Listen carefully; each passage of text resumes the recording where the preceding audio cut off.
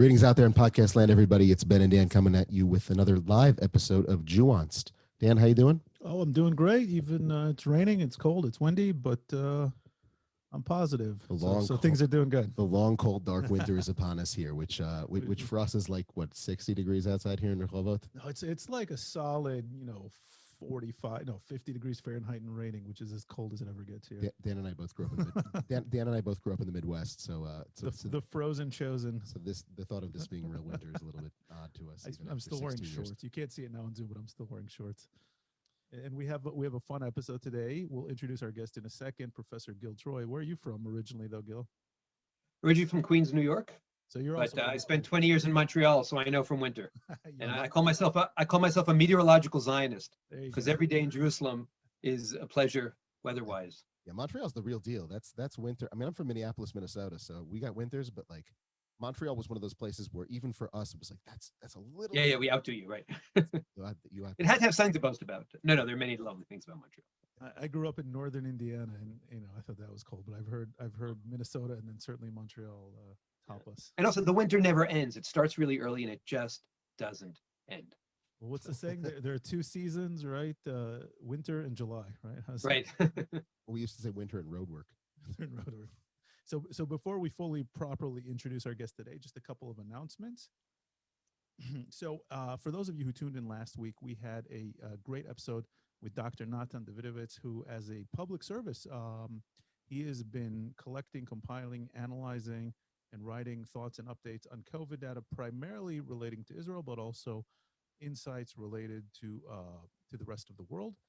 So what we're going to do is we're introducing a nice collaboration for all of our listeners, and that's going to be data and insights as compiled by Dr. Natan Davidovitz. Again, and you can follow him on his Facebook page where he publishes these regularly, but we're also going to be sharing them on our show.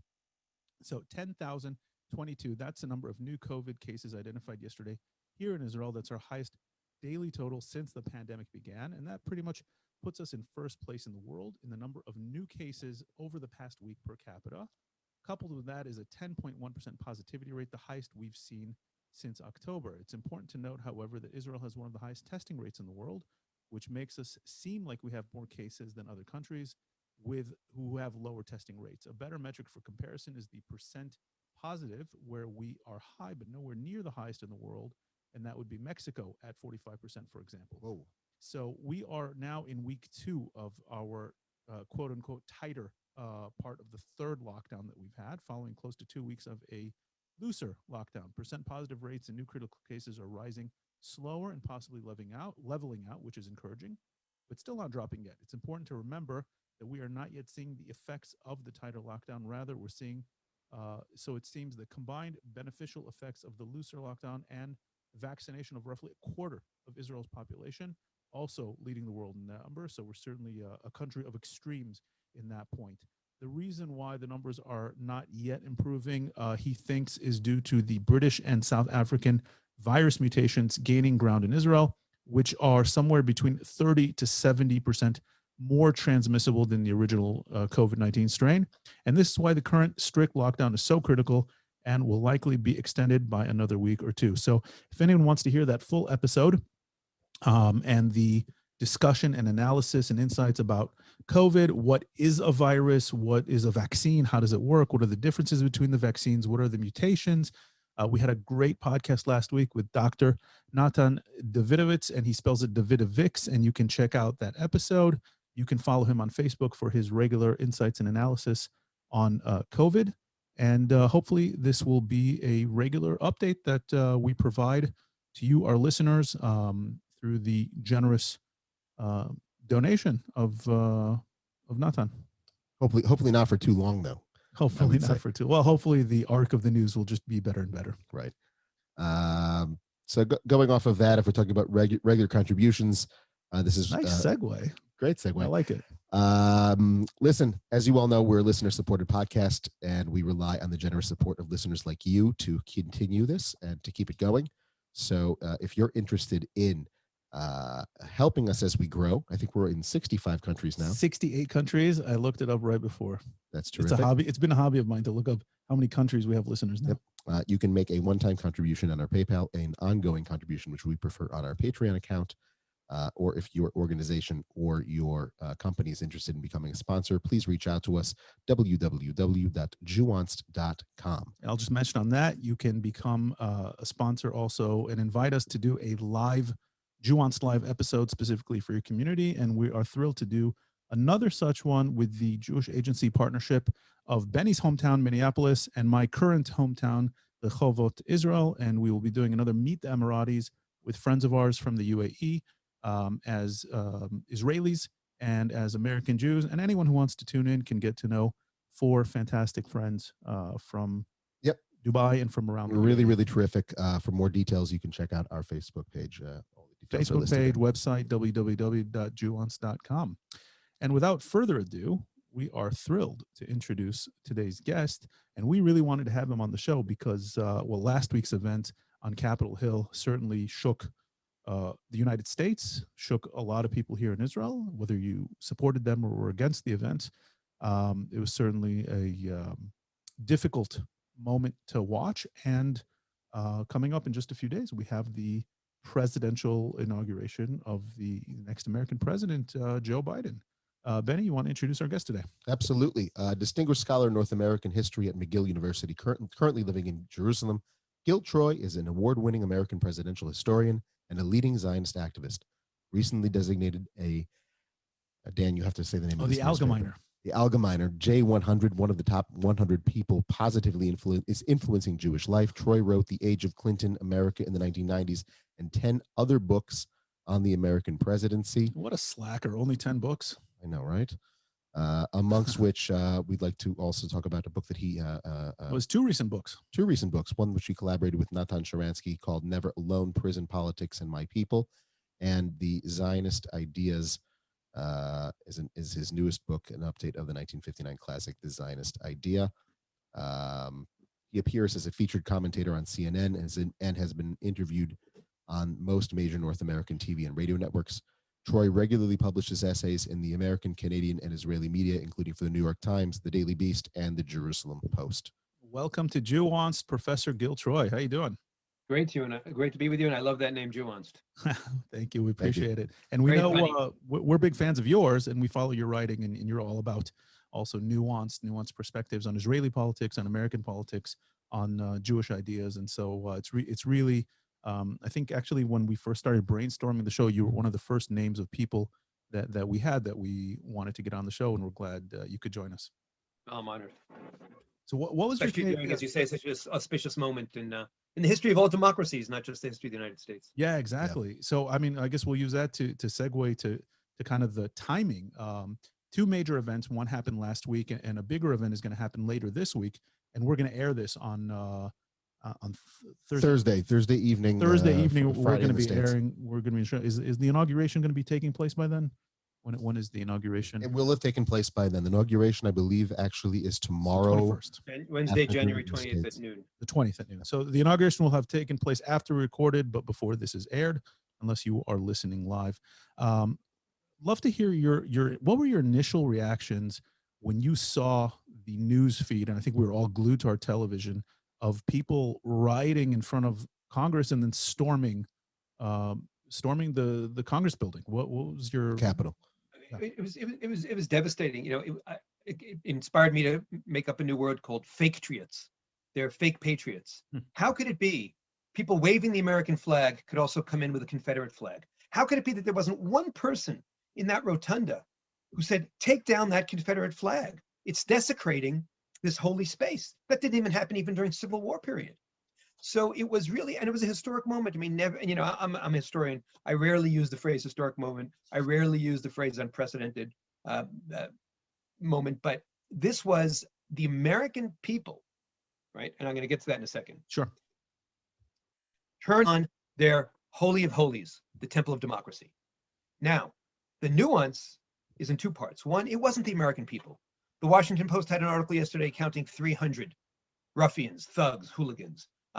People say that's an undercount. So 500, 700. We're talking about a country with 330 million. We have to be very, very careful not to overemphasize these people, not to give them too much play. One of the things that happens in the modern world is we give too much play to the right, the far right, and the far left. And we have to go back to what I call the silenced majority, that lovely middle, not of mushy moderates, of marshmallow moderates, but of muscular moderates. So the first thing is, it wasn't the American people, it was some Americans, inflamed, manipulated, demagogued, went.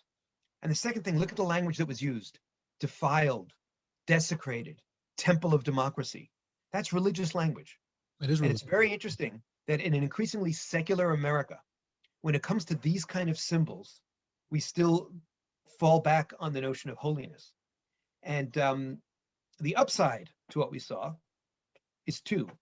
One is that while many people have a lot of criticism of the Capitol Police, and obviously they were unprepared and didn't defend the perimeter, one Capitol Hill officer said that they have three jobs: the property, the process, and the people. The property obviously was overrun, although if you notice, like in the rotunda, nobody attacked any of the historic paintings. They could have burnt the place down and they didn't. There still was a weird reverence among these fake patriots, these unpatriotic patriots. It's true. That's Yeah. number one. The process was interrupted, but heroically, from right to left, every member of Congress, every senator returned that night to do the business. So it was not disrupted. It was only temporarily disrupted. And third, and now we're seeing how close they came, 30 feet from the speaker's lobby, 100 feet from here, there, not one member of Congress, not one staffer, not one visitor, not one journalist was harmed. And that is an extraordinary testament to the success of the Capitol Police on this day, when obviously there had many failures. And the one other happy note is that this was an attack on what I call the invisible presidency, on the invisible Constitution.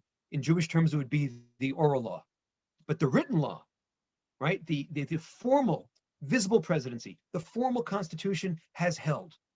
It wasn't an insurrection; it was a riot. Can you define for our listeners what in technically we hear the term insurrection being thrown around by the media. We hear it often being used by people that we know. What defines an insurrection, and how is this not technically an insurrection? So it's a very interesting dance here. I'll get to that, to the core of your question in a second. Well, I have been uncomfortable with the language of sedition, of insurrection. It's very interesting because if we go back to the LA riots, the Los Angeles riots, which came from the left, African Americans, Hispanics, they sometimes to find the use of the word riot disrespectful, and they sometimes use the word insurrection. Insurrection, as opposed to a riot, is an explosion of violence, usually involving mobs and destruction of property, and also some loss of life. Let's say emotion is often involved, right? Hmm? It's very emotional. It's very emotional, right? It's sometimes political, it's sometimes not, right? An insurrection is more defined. It's more focused. It's political by definition. Insurrection cannot be apolitical. And the thing where I stop is that it's often intended to upend the existing order, to displace the current powers that be. And 300, 500, 700 of those lunatics are not shaking the very foundations of the United States of America. It was a symbolic attack. It was a desecration. It was a defiling. But to call it an insurrection gives them a power that they don't really deserve, gives them an agency that they didn't really have. And while a few of the people in the crowd indeed wanted that, we're starting to see more and more people who didn't, who were simply inflamed by the demagoguery of Donald Trump, who were there at the moment. This was not an attempt to really depose the United States of America, the American government. And so that's why I'm uncomfortable with the word insurrection, and even sedition. I call it hooliganism. I call it thuggishness. I call it violence. I've condemned the violence on the left. I've condemned the violence on the right. But sedition, saying you're a traitor, is going that extra level, which I think a few of them were, but I wouldn't think all of them were. Let me push back on you. And by the way, I'll note that we do have a live audience, and already we have a couple of questions that listeners have asked on the comment section. We'll try to include them in the discussion, and we encourage other listeners, if you have questions or comments, you're welcome, of course, respectfully, to add them and include them, and we will try to get them into the conversation. I had my initial instinct when I saw what was happening. And ever since Trump came to power, and it's not a left or right thing, because, you know, I have a hard time taking strong positions on American politics. Even though I don't vote in America anymore. I'll put that out there. I've lived here for too long, and I choose not to vote in American politics, but I follow it very closely. And there are some things that the left does that I support, and some things that the left does that I disagree with, and vice versa. Some things that the right does that I support, and other things that I disagree with, regarding American politics. Well, I guess regarding Israeli politics here. Ever since Trump came to power, and as you know, you saw the Twitter barrage and the constant calling out of election fraud and tampering and a stealing of America. My initial instinct is he's putting on a media show. He's putting on it's a promotional gimmick for him. I don't think he takes it seriously. And I had a deep conversation with a friend of mine. I won't say who it is. He has to remain anonymous, but he's a deep thinker. He's a scholar, a serious person who knows America extremely well. It's not me. It's not you. Who knows America extremely well from the inside and out. And he gave a lot of, he might even be listening. He gave a lot of legitimacy to not necessarily the violence that occurred, but to the entire movement, that these were actually not fake patriots, as you said, but patriots who were trying to hold on to what they felt was being stolen from them. So I'm going to give you a little devil's advocate to play here for the sake of our discussion. Mm-hmm. You said, surprisingly, there was none or little damage done. Thankfully, no members of Congress or staffers were hurt. Could it be that the majority of those who were involved, certainly in the protests and even in the storming of the Capitol, really felt that they were doing their patriotic duty as Americans, and that the election was being stolen from them? Could you know, is it hooliganism, or could there be, you know, some authentic emotions, whether they're factually correct or not, but authentic emotions on the part of those who were protesting and eventually storming the Capitol? I think we have to make a huge distinction between those who were protesting and those who were storming the Capitol. I start with an assumption, as do you, of complexity, right? My Rebbe in all this is Mayor Ed Koch, who said, if you agree with me on 7 of 12 things, please vote for me. If you agree with me on 12 of 12 things, please see a psychiatrist.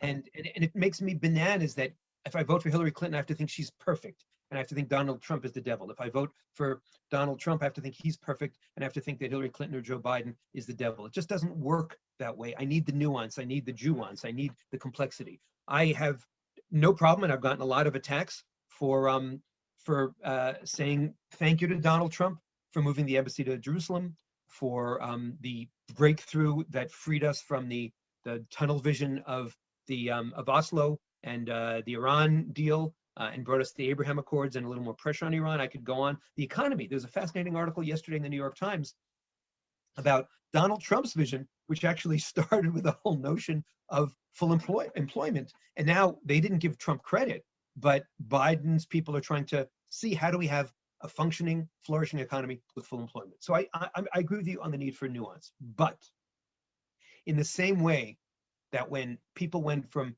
protesting police brutality to trashing and looting stores in Manhattan, in Chicago, in Boston, in Atlanta, in Minneapolis, I was getting there. I said, no, you've crossed the line. And human beings know when they've crossed the line. So too, when you enter the Capitol, when you bully police, when you're a part of a mob that killed one young Iraqi war veteran who actually was a Trump supporter, who also was a Capitol Police officer, with a fire extinguisher. And I think every single person who entered into that building is, in a sense, was part of that conspiracy to commit murder. Then you've gone into hooliganism. Then you've gone into criminal behavior. And then you've really gone into fake patriotism. Because to cross that line from the reverence which so many of us have left and right, it's one of the things that unites us, of the holiness of the temple of democracy. And again, I'm going back to that religious language. Sure. To somehow be able to cross. And there's also a nuance in terms of the damage that was done. Yes, there's something also bizarre about it. There was clearly, because many of them had served in the military, many of them were cops, right? So the selfies they're taking is, look, Mom, I'm here, right? Idiots, because they're now on social media and they're being hunted down by the FBI and others. And I will say that I think if there had been other mobs that we've seen over the last year, had they entered the Capitol, they might have burned the place down. They didn't burn the place down. They didn't, as I said, disrespect the rotunda. But we also heard that there was defecation in hallways. There was people not flushing toilets when they went to the bathrooms. There was damage done to different congressional offices. There were computers stolen. There was graffiti, windows broken, people hurt, and every human being ultimately, and this is the core message of America, the core message of democracy, every human being ultimately controls himself or herself. And you can't say I was swept up. It's not a defense. So the tearful cries of the Olympic swimmer who says, I didn't realize what I was doing, and yet he's sitting there in the rotunda, I see that he wasn't one of the people who was bullying. I see he wasn't one of those people. There were some people who came in really loaded for bear. There were some people who came in armed. There were some people who came in with gas masks. There were some people who came in with Combat all vets, kinds of right. military plans and combat vets. Those people are at a whole other level, right? But anyone who crossed that line went from patriotism to patriotism. Yeah, and I think that over the past couple of days, we've really, I mean, every day that goes by, there's another video that's posted online, or there's another sort of testament to what went on there. And I've heard audio of just like the sound of the mob, and here's a cop, let's try to kill him, or hang Mike Pence, and all these sorts of things. And actually, the Washington Post has a podcast, and I'm gonna forget its name right now, but they did an hour-long episode where they were basically interviewing people from the Capitol Police and the FBI and different sources that were actually there on the day of the riot. And it is a sobering thing to listen to just go through and to hear everybody's accounts and to understand from a hour or even half hour to half hour trajectory of in the beginning of the day where they were in terms of the rally with Trump, and then moving on towards them realizing that they were very, very understaffed in terms of the force, the size of the force that they had versus the amount of people that were there, and then the requests to call in troops, and the Pentagon officers telling them basically, under whose authorization, and not wanting to do it because in the beginning, and this was something that I had learned, for the Capitol Police to call up additional forces, it's because of the location itself. There's a certain amount of politics involved with it as well, because the sergeant at arms reports to the Speaker of the House and to the Senate Majority Leader, and they may not want the optics of that sort of a thing taking place there. So in the beginning, it wasn't fully understood if it was necessary or not. Of course, now we see with what's going on there today. Again, I mean, I don't think in my lifetime, and you and I both lived in Washington, D.C., and I interned in the building. I mean, it's, and I'll go back to that in a second to talk about what you were talking about before in terms of the Temple of Democracy, but to see 25,000 troops and you see the pictures of the soldiers sleeping on the floor in the Capitol, it's like heartbreaking. It's heartbreaking, and it's ridiculous. I've never, I would never think that I would live to see that. I'm waiting for like the Secret Service movie starring Jared Butler or one of these guys to be part of a movie. You don't have to see the movie. Well, I have to ask you, do you see this? We had a debate at the JPPI where I work internally amongst our colleagues, and some of the views. You're a historian, so it'd be great to get your historian's perspective on this. You've covered presidencies also. Do you see this as a defining moment in American politics and history? Do you see this as a pivotal moment? Has anything like this ever happened in American history? How do you view it in a historical lens? So I always say that part of the reason why I'm able to sleep well at night is because I'm a historian, and I can often put it in. I can put these things in context. I say my favorite text as a historian is context. And so let me throw out two moments that can calm us and the big question mark. So the two moments that can calm us are, one, 25 years ago, not 250 years ago, 25 years ago, the Oklahoma City bombing. That to me is actually the most powerful analogy in my lifetime of this kind of thing. And I think it actually also is a model that President Biden and the FBI should follow, of at that moment when Timothy McVeigh dropped off the explosives, the car filled with explosives, and killed 167 people. 167 people, including over 25 kids in a little preschool. Yep. That was a terrifying moment, and that was a moment that said, "Oh my goodness, it looks like all these militias are taking over." And if you count the number of militias that were there in 1995 in the United States of America, and that were there in 2001 when Bill Clinton, on January 20th, peacefully left office, the number had dropped dramatically because they were targeted, because they were singled out, because the United States of America as one, left to right, and what I call that mainstream silenced majority said, no, enough. So we already have a model A of terror, and B of a successful fight against that terror, activating the decency, that core consensus of Americans. And I think we also saw a lot of chaos during this 1960s when people felt, oh my goodness, and there were attacks on the Capitol. Will we ever get back to normal? And then we had Morning in America. So I'm not yet ready to pronounce that this is a turning point. I could see where it would be if it becomes the model, if it becomes if it creates, when people are having mental breakdowns, one of the things that's terrifying is that they get to a certain moment and they harm themselves. And then you say, oh, they've now created a precedent. They'll always go back to that and start from there and go down. So in democracy, it always is dangerous that does this now set a precedent for people from the left, for people from the right, the people who, or does it reinforce a clear red line?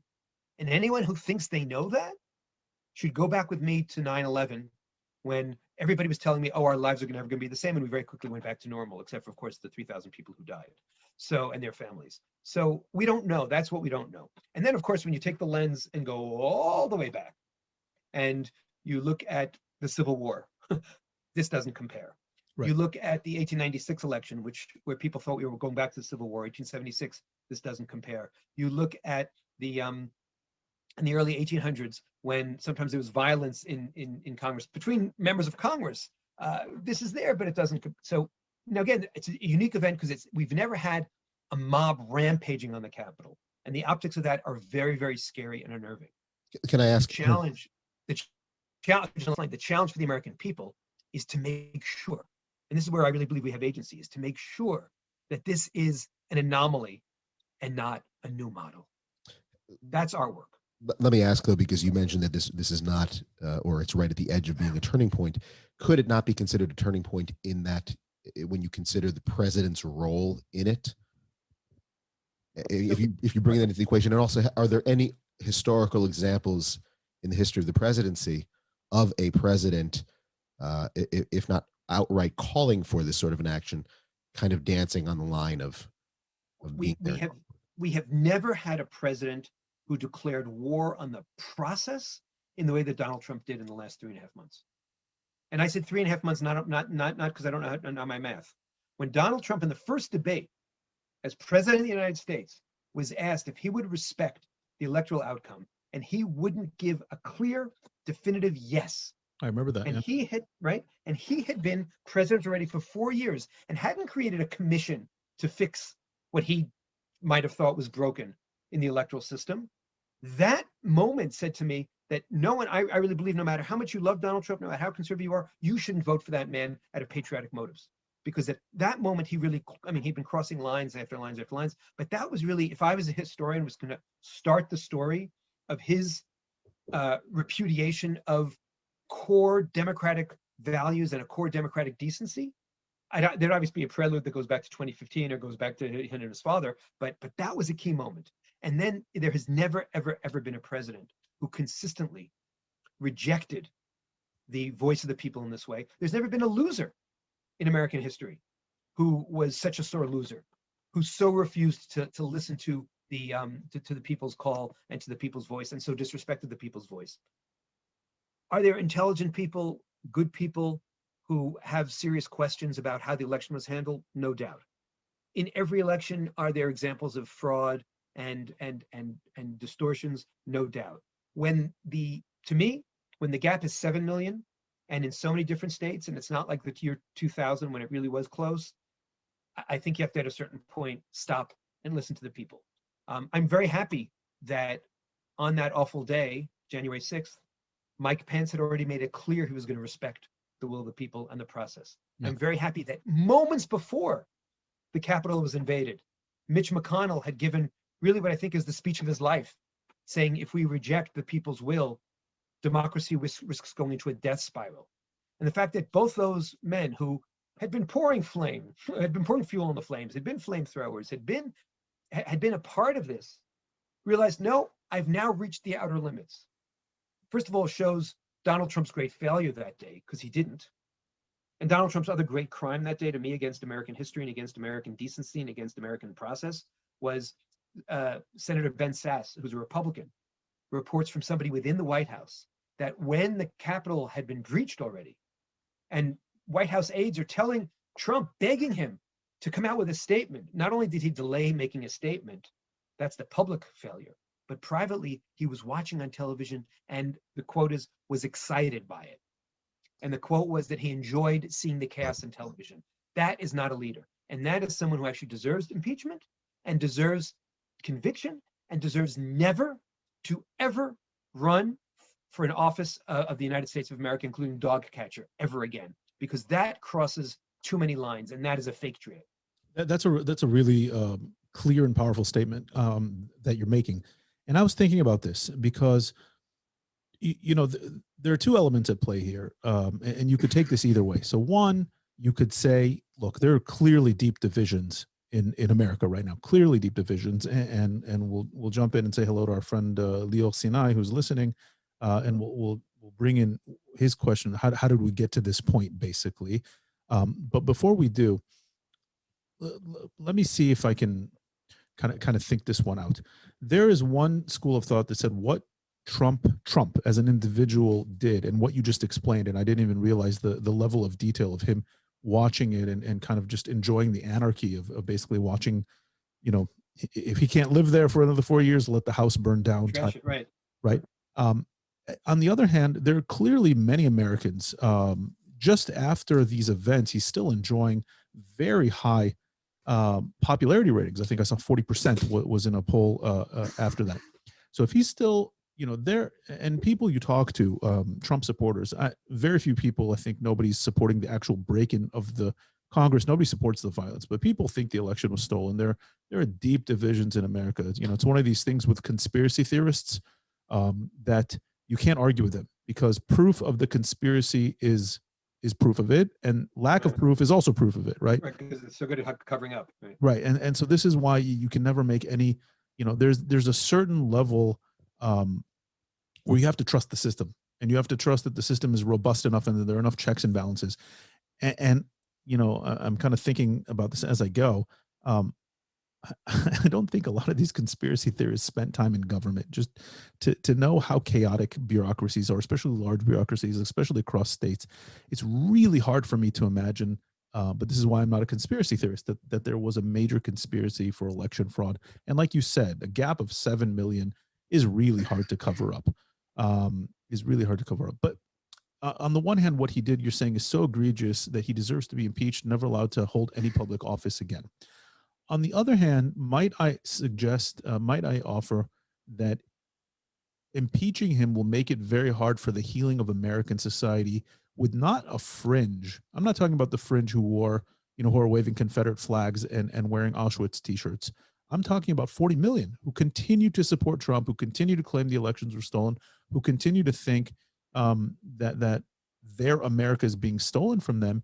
Does impeachment symbolically push that group further away from healing from what America needs right now, and that's trying to find a way to come together around a common narrative? I initially hesitated to support impeachment precisely because of that. And I was also extremely uncomfortable with the language that the Democrats in Congress chose, which was the language of insurrection and incitement to insurrection. I also don't like the fact that, Donald Trump gave a speech, which I found abhorrent, which I found despicable, but I think it's protected free speech. So I'll give you my nuanced answer to the impeachment in a second, but first let me throw out three other things. Please. One, I'm with you on conspiracy, and I have what I call the Slav theory of history. When people tell me about the conspiracy to let Pearl Harbor be bombed, or to have John F. Kennedy assassinated, or 9/11, or now the Capitol Police collaborating with a thing, I say, at any given moment, there's chaos in the universe, and there are slobs at work. And at any given moment, if we take all our historical hindsight and we take all our governmental power and we put a big magnifying glass on it, we're going to find this guy's taking a smoke at the wrong time. This woman is talking to her kids. These two are having an argument and they're not doing their jobs, right? Not only in government, but everywhere. Sure. And what the conspiracy theorist does is they zero in on all those anomalies and create, you're right, a perfect system where anything that's unclear, well, secret, and anything that's somehow coincidental becomes part of a plan. Mhm. So one is remember the slob theory of history. The second thing is that there is a big question which we should get to of my friend and a tremendous colleague Lior Sinai about how we got here and what we can do about it. But let's put that aside because that's a more complicated thing. And so 3, on impeachment. Again, I was uncomfortable with the language. I'm uncomfortable with incitement talk. I'm uncomfortable with insurrection talk. But I felt that Trump so crossed the line. I felt that this act was so egregious. And of course we saw, and he's leaving anyway, right? Right. So one is there are some teeth because never being able to run again is a punishment. And it also means that he's going to get ignored. And the greatest punishment to a narcissist is not just to tell him he's a loser, but to be an ignored loser, forgotten, yesterday's garbage taken out. But here's my nuance. If I were a member of Congress, I would have voted to impeach. If I were a member of the Senate, I would vote to convict and be one of the 51 to vote to say that he should never run again, or hold office again. But I urged in an op-ed that has not yet been accepted, but hopefully will be accepted in the next couple of days, Joe Biden, as one of his first presidential acts, to pardon Donald Trump. Because I'm with you. I'm saying, how do we reach out? And how does he reach out to the 30 million, the 40 million? There's also this big lie that's going on about the 75 million, right? It is a lie for Joe Biden to get up and talk about the 81 or 82 million. People, the millions of people voted for Joe Biden that day with 100 or 1,000 different rationales. Sure. 75 million people voted for Donald Trump with 100 or 1,000 or 10,000. It's the demagogue's lie. It's the demagogue's trick. And it's been echoed by so many people to say, oh, the 75 million as if they spoke as one, right? There are all kinds of people who held their nose and voted for Trump because they felt that he was better for Israel on this call. There are all kinds of people who held their nose and voted for Trump because their stock market, their stocks were booming and the market was going. There are all kinds of reasons. Absolutely. Or because they said Joe Biden is senile, or Joe Biden is weak, or Joe Biden is too centrist and not left-wing enough, so I'm going to go to Trump. I mean, there are all kinds of reasons. So let's break that down. But why pardon? Because if Joe Biden is really going to, as he says, restore the soul of America, if he's really going to be a healer, he also has to listen. And Hillary Clinton, in her memoir about why she lost, which is brilliantly called "What Happened," because it shows how clueless she was. She said, "You lost. That's what happened." I didn't realize, because how dare it happen is what she's really saying, right? She said, I didn't realize how much anger there was out there. And I said, that means you weren't listening. You weren't there. Yeah. Joe Biden has to hear the anger, has to hear the American carnage, to go back to Donald Trump's ugly inaugural speech, and lean into it and embrace it. And I can't think of anything that, first of all, will really infuriate tens of millions of Democrats and give him his sister soldier moment to show, hey, you know what? I'm in charge. I'm the boss. I'm the one who won because I ran for the center, not for the far left. I'm not woke, and I don't want to be woke. And don't try to hijack my victory for your agenda, which is illiberal liberals. If we have unpatriotic patriots on the far right, we have illiberal liberals on the left-hand side. I hope you're writing all these down for future articles. Yeah. So here's the key, I hope you. is that I was really thinking, it really started exactly with the beauty of your question, right? You really asked a very powerful and profound question as a patriot. How do we go forward? And thinking backwards, I thought there could be no more dramatic move. I love it at the inauguration, but if not within the first week or two, as a gesture to the American people who did vote for Donald Trump, who are in pain, to pardon him. And of course, when you pardon, it's a federal pardon, so there still could be a New York City and state tax initiative. When you pardon, you in essence accept a certain kind of culpability. But when you pardon, you also evoke Gerald Ford, who pardoned Richard Nixon, paid the price for it in 1976 when Jimmy Carter beat him just by a hair, and lived long enough into his 90s to be vindicated, and from people like Ted Kennedy to give him the John F. Kennedy Profile and Courage Award to thank Gerald Ford for uniting America. And so I would say to Joe Biden, heal America by pardoning. So you're essentially saying you're saying impeach, convict, and then pardon. Convict, and pardon. Because it goes back to what you said at the beginning and the beauty of the good work you do, and I've been admiring it for many years, and it's beautiful and nuanced. Nuance, complexity, confuse people, break out of that all or nothingness. Absolutely. Break out of that 100%edness. Break out of that America right or wrong, Democrats right or wrong, Republicans right or wrong. Confuse people, and I actually think the confusion, if done right, won't be seen as doddering, won't be seen as weakness, but will be seen as true strength.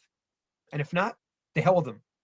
The guy should only run once and shouldn't run for re-election, because that also would be a healing move, but then he would make himself a lame duck. I'm just going to take what you said and brand it. We need to create a muscular majority, a muscular moderate. A muscular moderate. Yeah, that's right. what it's a muscular moderate majority. We could do that. That'd be MMM. Do you think that? I mean, look, Dan and I, we're not old enough to have remembered a similarly polarizing time in American history. You are. Thanks. But for real, I'm not trying to make a jab at your age. Yeah. I was listening to something on the way over here, and they were talking about this, the long scope of history, and how, if you compare what we're going through now, it's nothing compared to the Visigoths siege Rome or World War II or things like this. And it's like, well, you should go back to the schism of Abraham smashing idols. Why don't you? But what this person was saying was, your worst moment is your worst moment. You only know as bad as it's been for you. And if this is as bad as it's been for us in terms of our political memory and understanding America, this is as bad as it's been. Hearing something like what you just said, I agree with you. They should impeach, convict, and Biden should take it as his moment to send a simple pardon. But considering where the body politic is right now in the United States, polarization, the echo chambers that people live in, their inability to see the bigger picture, their inability to see their neighbors' desires, regardless of. I think there's a lot of anger right now. There's a lot of emotion. And the anger. Do you think that it is such a for him to do so would be such a toxic move, considering the country's attitudes towards Donald Trump and their perception of his culpability in what transpired at the Capitol, versus, let's say, Nixon's role in Watergate, and those were awful crimes, but it's difficult to compare one to the other. Do you think that he could see that, or would he be swept up in the politics of the moment? With your understanding of Joe Biden and as the person. I mean, this would be the real test of his mettle. I mean, I think he has it within him. I think he definitely has a desire. I mean, if you look at his language from the moment he started running, he has a desire to restore the soul of the nation. He understands. He's old enough to remember both the backlash against Gerald Ford and the 25 years it took for people to say, "Huh, maybe you had a point." Right, and that's the advantage of having somebody who's a little bit older in office. There's a marvelous story of Brian Mulroney, who was in his late 40s, early 50s when he was Prime Minister of Canada and was serving at the same time that Ronald Reagan, who was in his late 70s, was serving as President of the United States. And I heard this at the Reagan Library at a retrospective. And Brian Mulroney got up and he said, "The best thing I learned from Ronald Reagan was not to be so thin-skinned and not to be so reactive." He said, "I was still kind of trying to prove myself when I was prime minister. And so anytime I was attacked in the media, I got very upset. I took it personally." He said, "Ronald Reagan was a man in his 70s. He was already who he was. And he didn't have that same need to justify himself." And I thought that was a real thoughtful homage to a mature leader and to the maturity that often does come with age. So indeed, age also lets you know that, in the 1960s, the 1968 Chicago riots, the Democratic Convention, the riots that were not only then, but in the Watts riots, the riots that were going on in the streets of Harlem, of Newark, of Cleveland in 64, 65, 66, the great divisions over civil rights, the Boston busing crisis of the 1970s. We as Americans have been through a lot. Let alone you go back to Civil War and other moments. The 1930s, the deep, ugly divisions over whether we enter into World War II or not. Yeah. But three keys that are really problematic, and this is touching on our friend Lior Sinai's question. Number one, we're living in what some analysts call the age of the big sort. When we talk about red and blue America, it's not really red states, blue states. That's the maps we use. But go online and look at the ones that really look at residential patterns, and you see it's city versus country. It's now cities and suburbs versus countries. Once upon a time, my neighbor might be someone who prayed at a different church, who culturally was different than I was, and who politically might vote for a different party. And we might yell and scream about that, but we would send our kids to Little League together. We would mow our lawns together.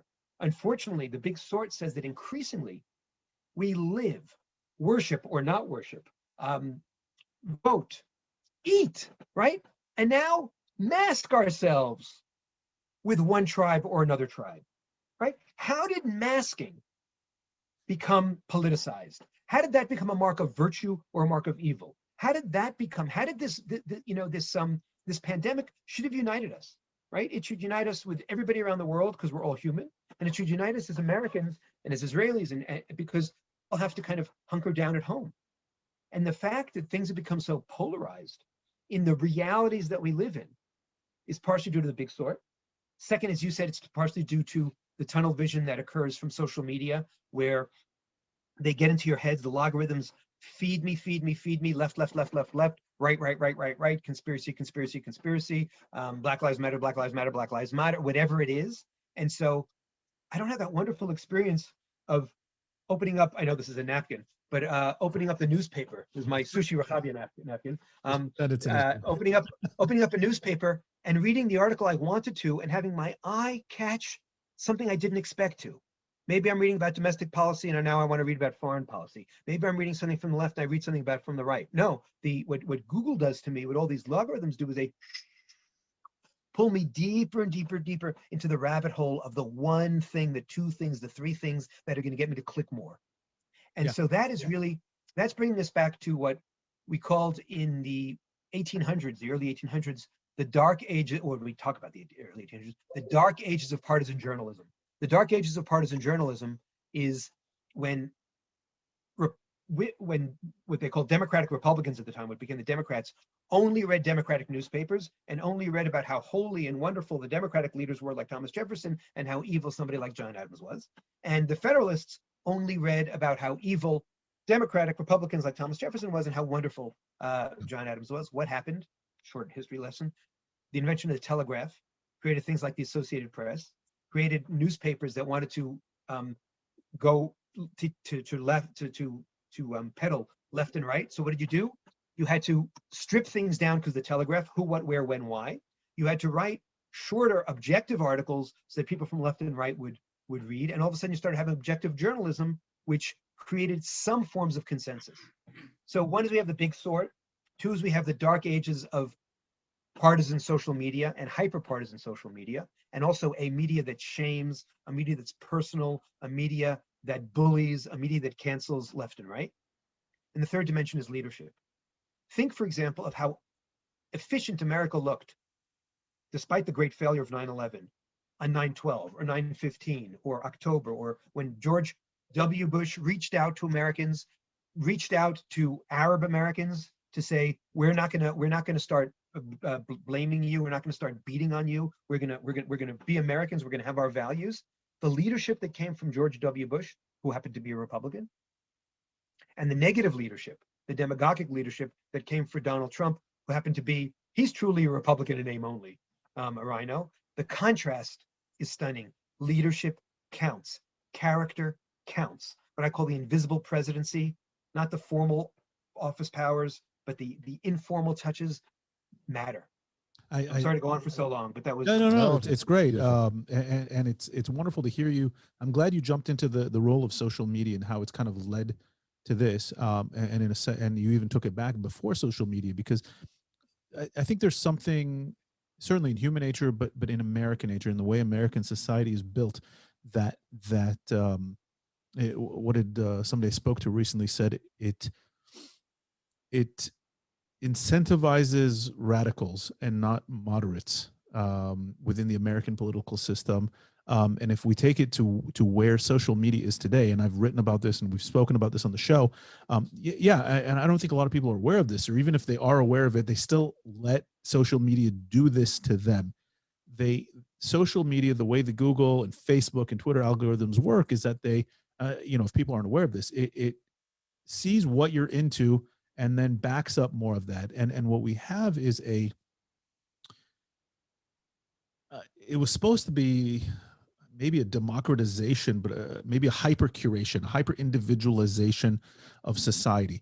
So I always like to go back to the point of, people used to watch the NBC nightly news or CNN or what we call in Hebrew Madurat Shevet, right? People would sit and watch the nightly news and they would get a similar picture of what happened in the world. Now, maybe it was biased, maybe it was slanted. I'm sure it was biased, but at least everyone was kind of biased in the same direction. You saw the same facts, like you said with the Telegram, you saw the same facts, who, what, where, when, why, and then form your own opinions from there.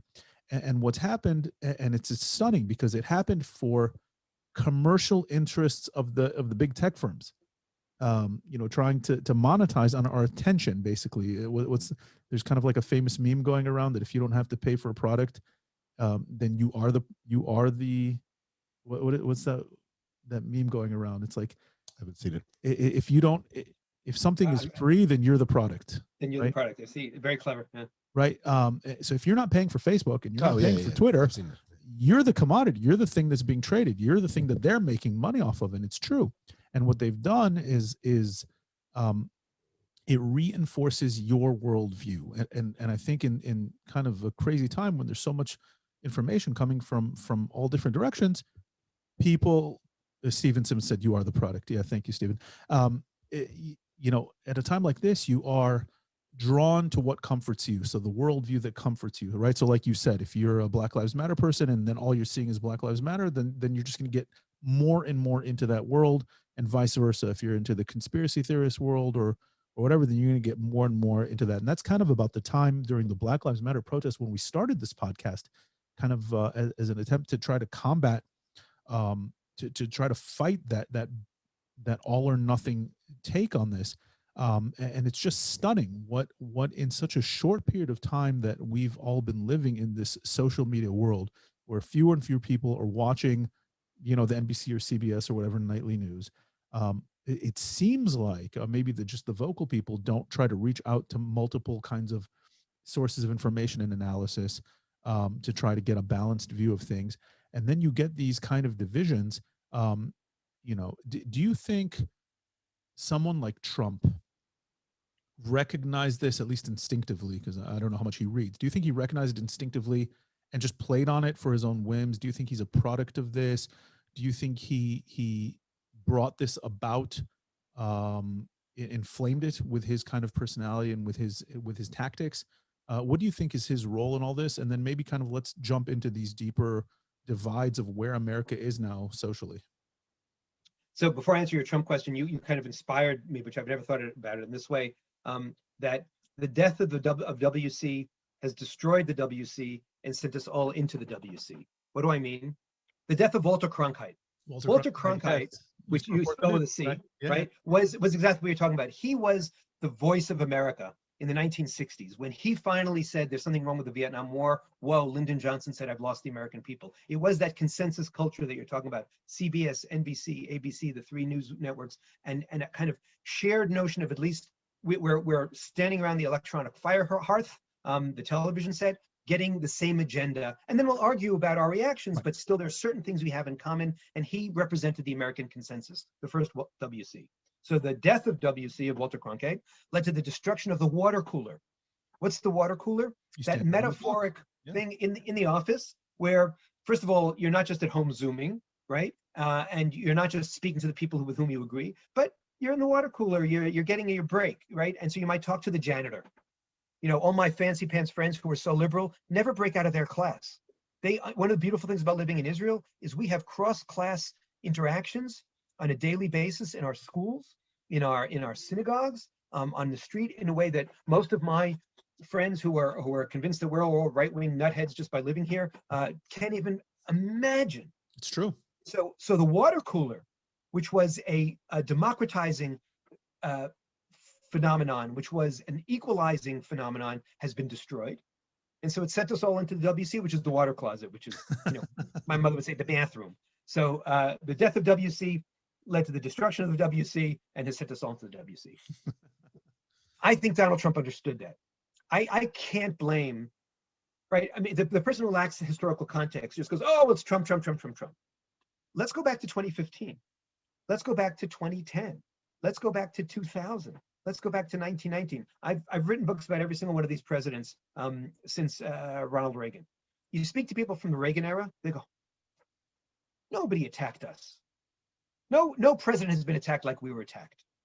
And why do they attack us so much? Because we were conservative, right? And then you go to, I'm jumping a little bit, to Bill Clinton, they say, you can't imagine how we were attacked. Nobody's ever attacked a president like Bill Clinton. And nobody's ever attacked it like they attacked us. Why? Either because he was a baby boomer, or because he was a Southerner, or because he was a liberal. And certainly when you get to George W. Bush, nobody ever attacked us so much. It was terrible, blah, blah, blah, because he was a Southerner or a conservative. Obama, because he was an African American.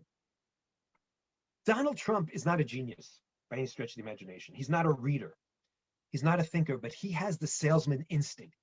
He has stayed around as the, I hate to use the word great, but the great American celebrity, the classic American celebrity of his generation, constantly commanding attention, constantly branding his name and branding buildings and branding things and convincing tens of millions of people that he represents quality by having that salesman's gut. And he understood in a very profound way and a very ugly way that he didn't have to be president of the United States of America. He only had to be president of the Trump voters of America. And he almost pulled it off and got a second term.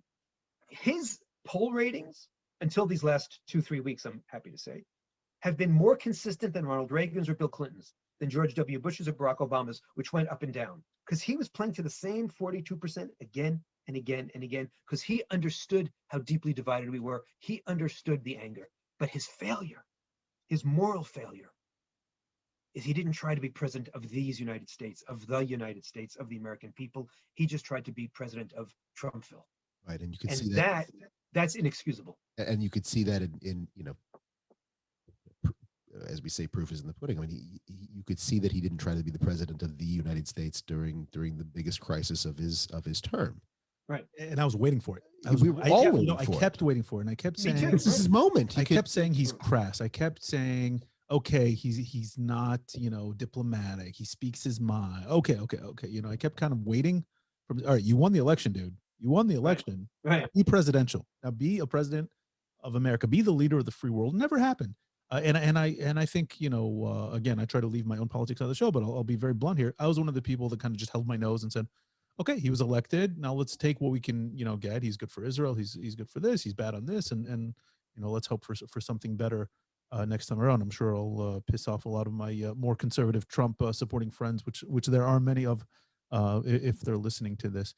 I kind of always, throughout this entire thing, that it's been difficult not to parallel the Trump presidency with Netanyahu's multiple administrations here. And yet I will say, to Netanyahu's credit, I think who is very well read and who's extremely intelligent. Yes.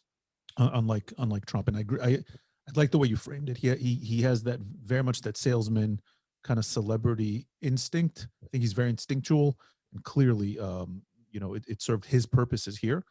Netanyahu, on the other hand, seems to know when to dance back and forth between being the prime minister of his voters versus being the prime minister of the country. And he seems to constantly be going back and forth between the two. So it's a lot harder to make that same generalization about Netanyahu. I mean, I can't wait to read the books that'll be written about him, once he's retired from office. I think a big part of that obviously has to do with the context of which the prime minister of Israel and Netanyahu find himself in. And you talked about this in previous episodes, that we are a part of a society, or a part of a people that has a certain cohesion to us.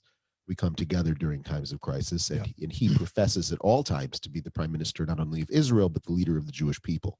and he says this, and it's difficult to, going on what Gil said, if Trump was the president of his voters, it would be difficult for Bibi to hold the line as the president or the prime minister, excuse me, of the Jewish people, and only pandered towards his base at all times. I also as think he's his well motives already, are a lot more complex. he sees than the Trump's arc of motives. history. He sees Right. himself, in some sort of a role where his job is to save the Jewish people from danger and from, for looking at things such as Iran or perhaps even now with COVID and his Right. approach to things. And say what you want about their prime minister, but he's definitely in he sees himself in a historic role, for sure. Let me use that actually to kind of frame the next question for you, Gil. Benny mentioned that we talk about Israel having a natural cohesion because it's the Jewish state, because 80% of the country is Jewish, at least socially, if not ethnically or religiously. And so that gives us something that America doesn't have. America is a unique experiment in that it is a country not based on an ethno-national base, right? If we're talking about Europe, if we're talking about Asia, if we're talking about, throughout Africa, really, but it's based on an idea, and the idea of democracy, and the idea of you talked about kind of democracy and citizenship in religious terms. I think it's a place where the public religion is democracy and civic involvement. And yet we talked about this earlier on the show.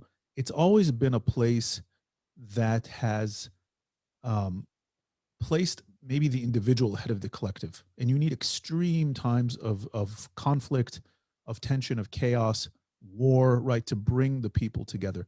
How has it in the past, and how does it now going forward, excuse me, bridge that natural tension that it has, where in the one place it doesn't have that natural bridge? Now you're having maybe conflicting ideas about what it means to be America. So that American religion, I think, is there, but some people are taking it in one direction, other people are taking it in a very different direction. So there's not even agreeing on what that essence of what it means to be America, that American religion that you spoke of. And kind of on the one hand, you have a place where I think still today, as an individual, we talked about that individualism, right, of social media and kind of that individualist American ethos. It's the place where individuals can succeed maybe to heights greater than anywhere else in the world, but they can also fall to lows lower than anywhere in the developed world. How does America go forward? How does America create that uniting factor that it needs? Can it? You hear a lot of people saying America's in decline. We're seeing American decline right now. Is American decline? Can it rebound? How does it rebound? And what does it do in place of that common ethno-religious, in lack of that common ethno-religious uniting factor, and where the people seem to be split between the idea of what it means to be an American?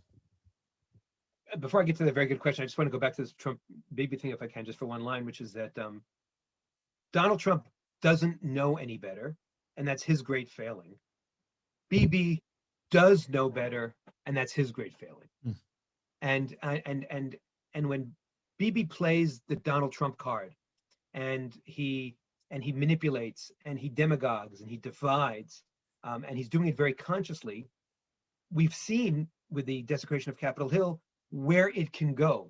We've seen with 2.5 months of yelling and screaming about fake news and fake elections by the fake triots where it can go. And he should know better. And that's my big problem with Bibi Netanyahu. I agree with you. I sleep well at night. I have 2 kids in the army right now. I sleep well at night knowing that he's in command. I sleep well at night knowing that tomorrow I'm going to get my second vaccination because they had extras one night and we got a WhatsApp and went, not stealing from anybody else, but helping make sure that they weren't trashed. Sure. I sleep well at night knowing that he still does feel a commitment to Israel and the Jewish people and a sense of collective that Donald Trump doesn't. But I also am furious at him because he knows better. And he could still do what he did without having to be so demagogic and so divisive. And he will leave a country not as strong as he could have had he also reflected on the inability of Winston Churchill and Margaret Thatcher and others to retire gracefully. And he had learned just a lovely, beautiful phrase in the English language. term limits. Now, to go to your very complex and important question about what makes America America and where can it go from here. First of all, I agree with you. One of the ways I summarize it is by saying that I feel like in Israel, you always need to learn a little more about American individualism, from civil liberties to that entrepreneurial spirit. But America always needs to learn a little bit more from Israel about collective, about that sense of community, that sense of cohesiveness, which I think used to operate with all its imperfections in the 1950s and 1960s and has been lost.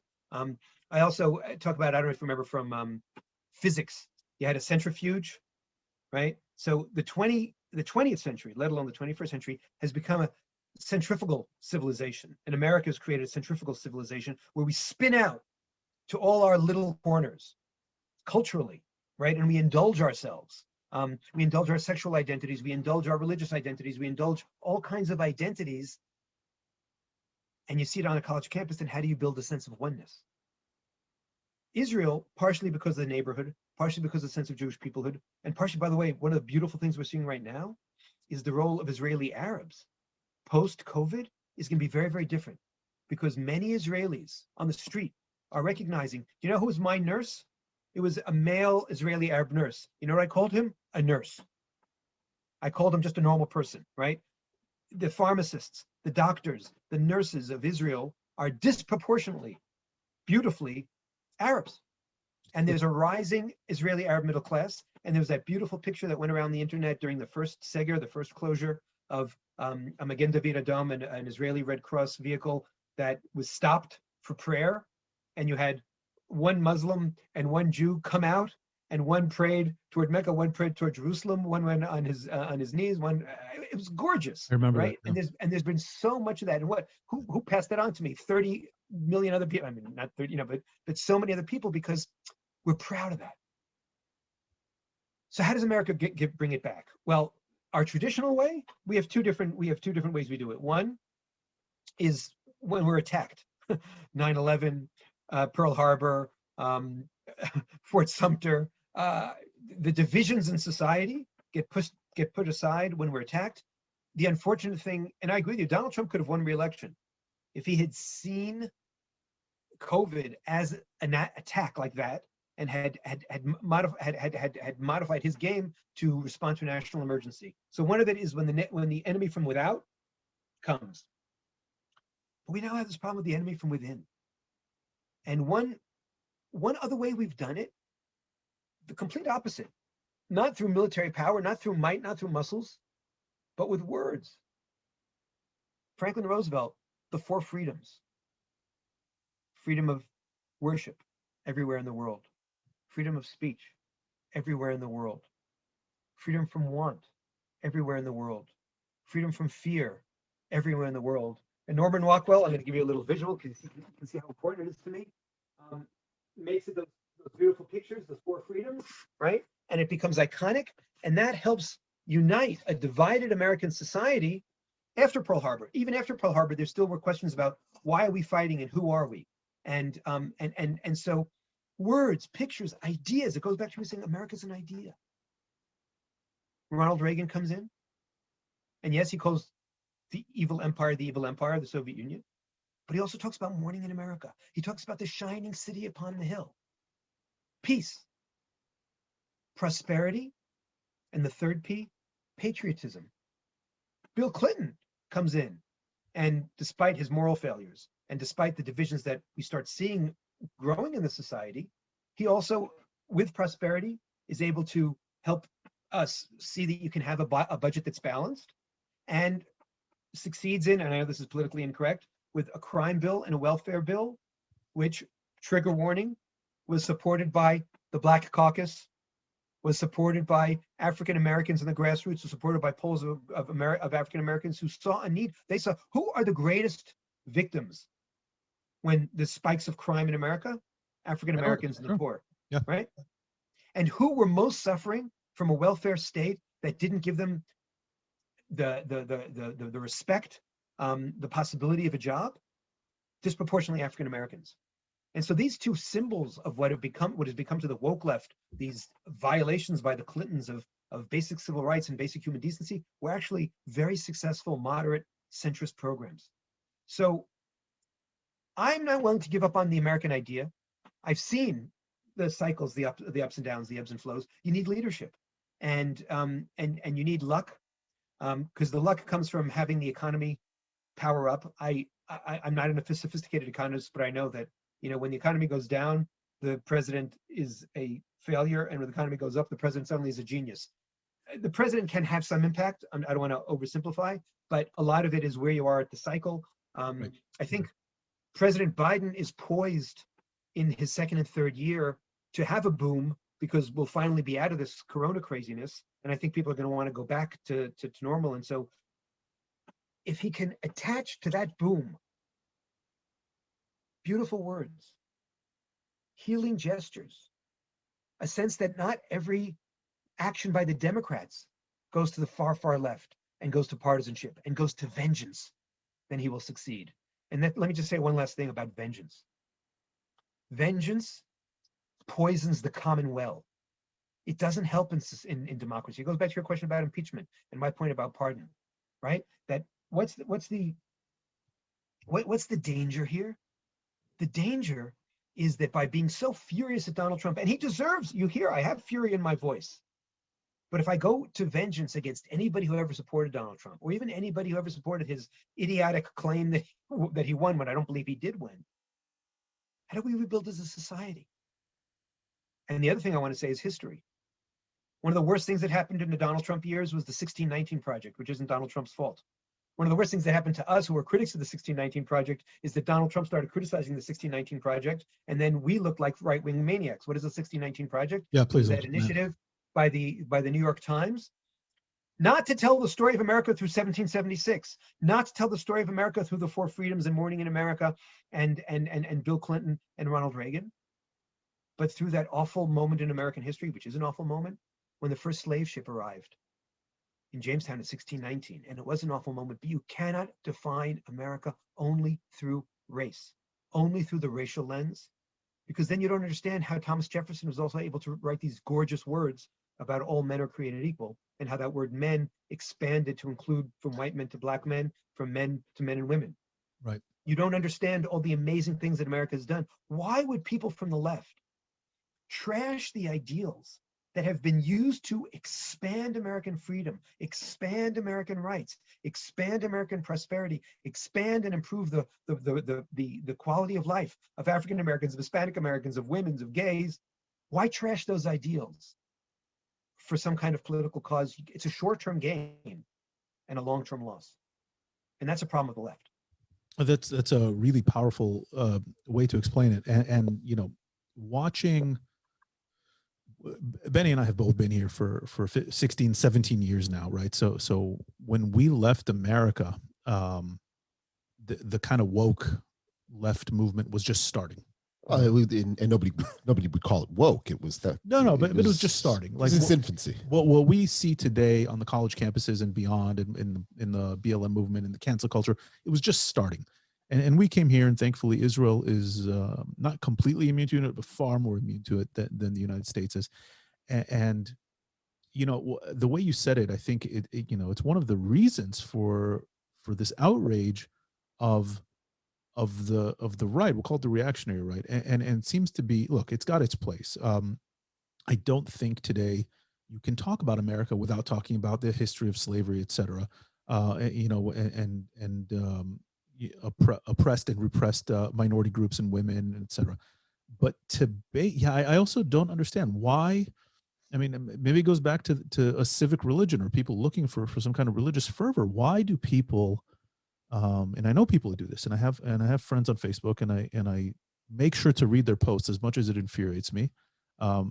Why do people want to to reject all the good, even the flawed good that came out of America? Like you said, Thomas Jefferson and these ideas, because the founding of America, even up till recently, even today, had many flaws, because it's an idea, right? It's a construct that's an idea, and its implementation was nowhere near perfect, and it was gradual and still gradual, and they're still going to it. But there's this desire to reject everything, to start anew, to to beat one's chest and claim, check your white privilege and all people live in. I see where this reaction comes from that I think brought Trump to power, because I think that's what he played on, to say, on the other hand, so then you get two Americas. You get one that's completely perfect and always has been, and you get an America that's completely sinful and always has been, right?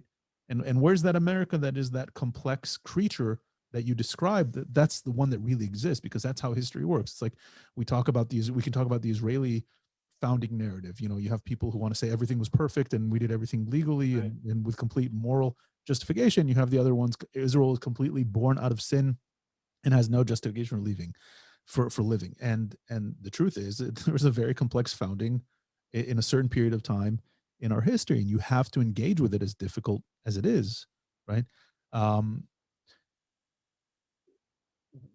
How far back do you think that impulse to, the slave ship, what did you call it, the 1619? 1619 project, yeah. How far back, and where are the roots? Where does this take us? Where does this impulse in America take us? Yeah, okay. The story of African Americans is a painful, complicated story. It's a story of anguish. It's a story of crimes. It's a story of mass murder, of mass kidnapping, of mass rape, of brutalization. And it's not surprising that it's a scarring story. As Jews, we've got PhDs in trauma. We know what it's like to be killed and skewered and demeaned and diminished and demonized.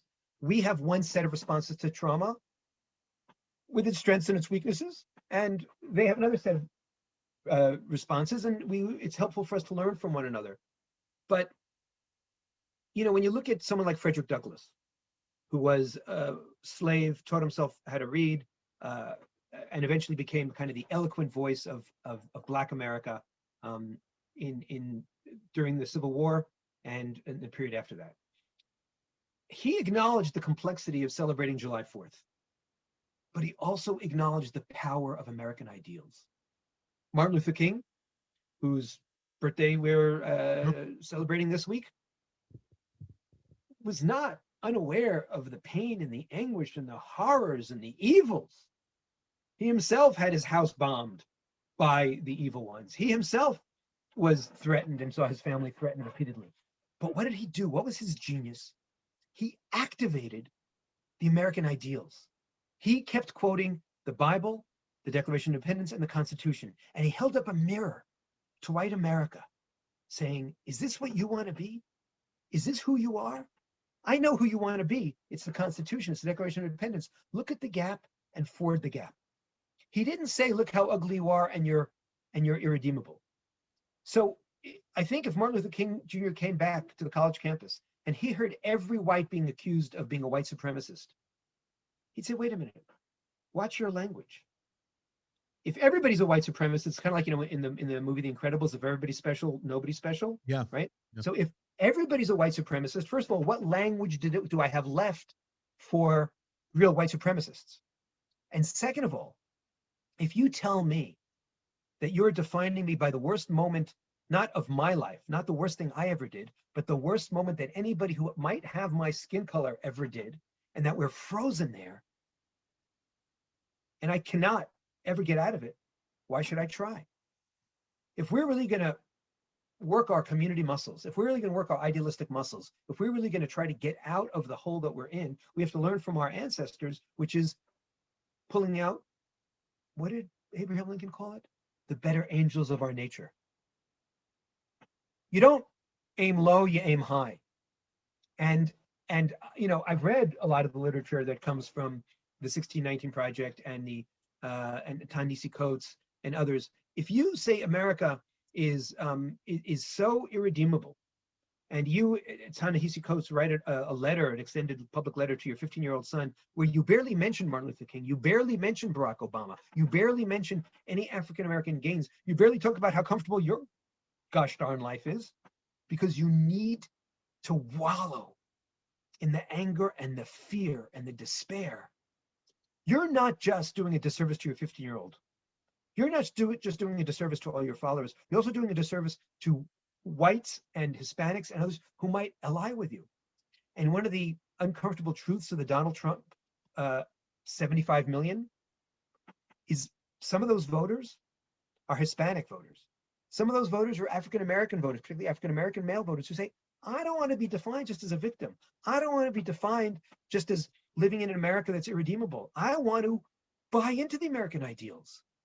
I want to buy into the expansiveness, the generosity, the flexibility. And so I think that we have to have a serious conversation in the United States. The right has to get beyond its unpatriotic patriotism. It has to get beyond these fake patriots. It has to get beyond its sense of such injury. I mean, after 4 years of being in charge, after 4 years of having a Republican majority in the Senate, after an election, by the way, when we get to the election, one of the things we often have to explain, and Congressman Roy of Texas, who's a right-wing Trumpite, did this brilliantly.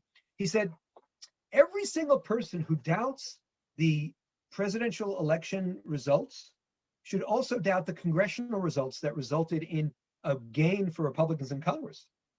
And he actually questioned the seating of some of the same Republican members of Congress who were questioning the election results, saying, well, then maybe your election results are illegitimate. Because we really had magic ballots that somehow were able to defeat the Democrats' hope to really get a big boost in the House, and they barely won the Senate, yet also defeated Donald Trump. Maybe it was the messiness of democracy, and maybe it was the message from our wonderful muscular moderates in the middle. I want a balance. So through balance, through nuance, through song, through poetry, through hope and not fear, I believe we do have a shot to heal this country. I love that message of optimism. Do you want to? I was just going to say a couple of things. One, you mentioned if Dr. Martin Luther King would come today to a college campus, I think a lot of us might fear that he himself would be canceled. Yeah. And I'm not saying that based on a whim. I was listening to something recently and they were Ira Glasser, who was the director of the ACLU.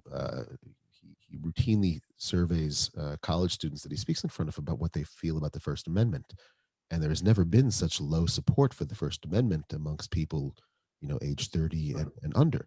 It really is. It's the bedrock of democracy, is the ability to have freedom of speech, and we're living in a time when Donald Trump is like it or not. I mean, what happened? I mean, he was taken off of all of his social media platforms, which legally they have the ability to do, but one must ask if that's the right thing for us to be doing. He's the president of the United States.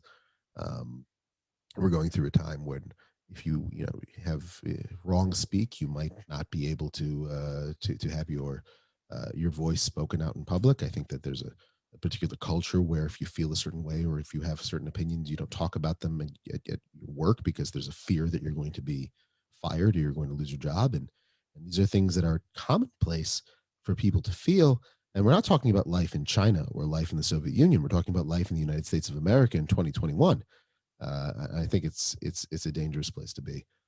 And beyond that, I would say that if the Democrats want to, and I think maybe actually I would ask your opinion on this. Does any of this have to do, or if Biden really wants to unite the country, are the Democrats going to have to reach out more towards the middle in terms of the geographical middle and stop being a bi-coastal party or so, I remember a time when the Democrats, of course, DFL was Democratic Farmer and Laborer. I mean, farmer was a big part of that, and we're talking about representing the needs of workers that worked in industry and coal or in steel and in places like West Virginia and places like Ohio and places like Indiana, Dan, and it feels like the party maybe abandoned those constituencies, and now those constituencies are the industry is gone, so maybe they're more unemployed, and it seems like that wasn't necessarily the Republican Party wasn't such a natural place for them to be, perhaps, but they reached out to them because the Democratic Party maybe abandoned them. Is there any truth to that?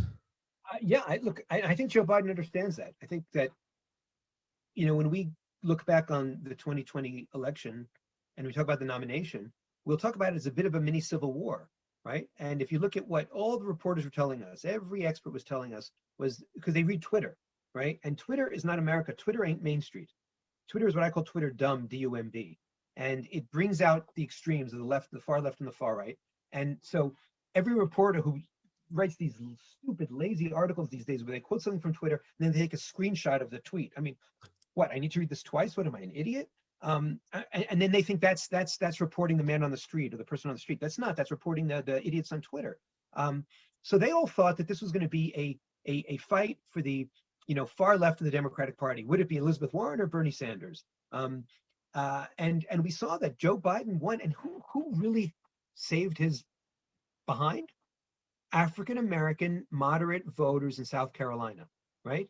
Yeah. So don't also say, oh, every Black Lives Matter speaker speaks for every African American. That's actually a form of grotesque racism in itself, right? Just because they share the same skin color and even certain cultural and political affinities, it doesn't mean that they all march as one and talk as one and act as one.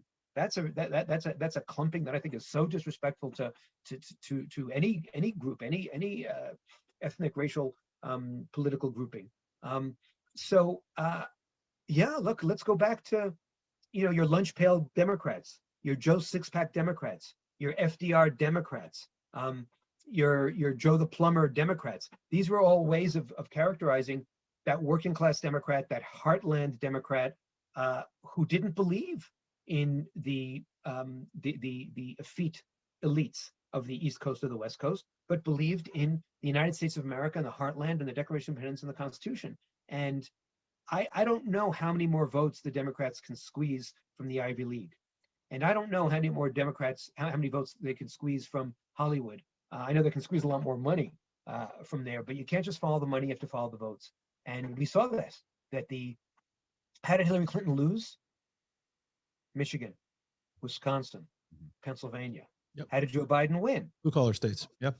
Right. So don't give up on the blue collars, and the cultural war is really essential. And if you really want to understand the Trump presidency, you have to go back to 2015, the fall of 2015, when there was a spate of articles about the idiocy of PC-ness on college campuses, from the Yale Halloween controversy, if you remember that, where it was unacceptable to dress up for Halloween, and that caused a whole thing, to the cultural appropriation. Yeah, Claims yeah. of cultural appropriation on Halloween. The Oberlin sushi crisis, Yep. where just because some Midwest people trying to entertain students served sushi, it was seen as like an attack on the authenticity of Japanese culture.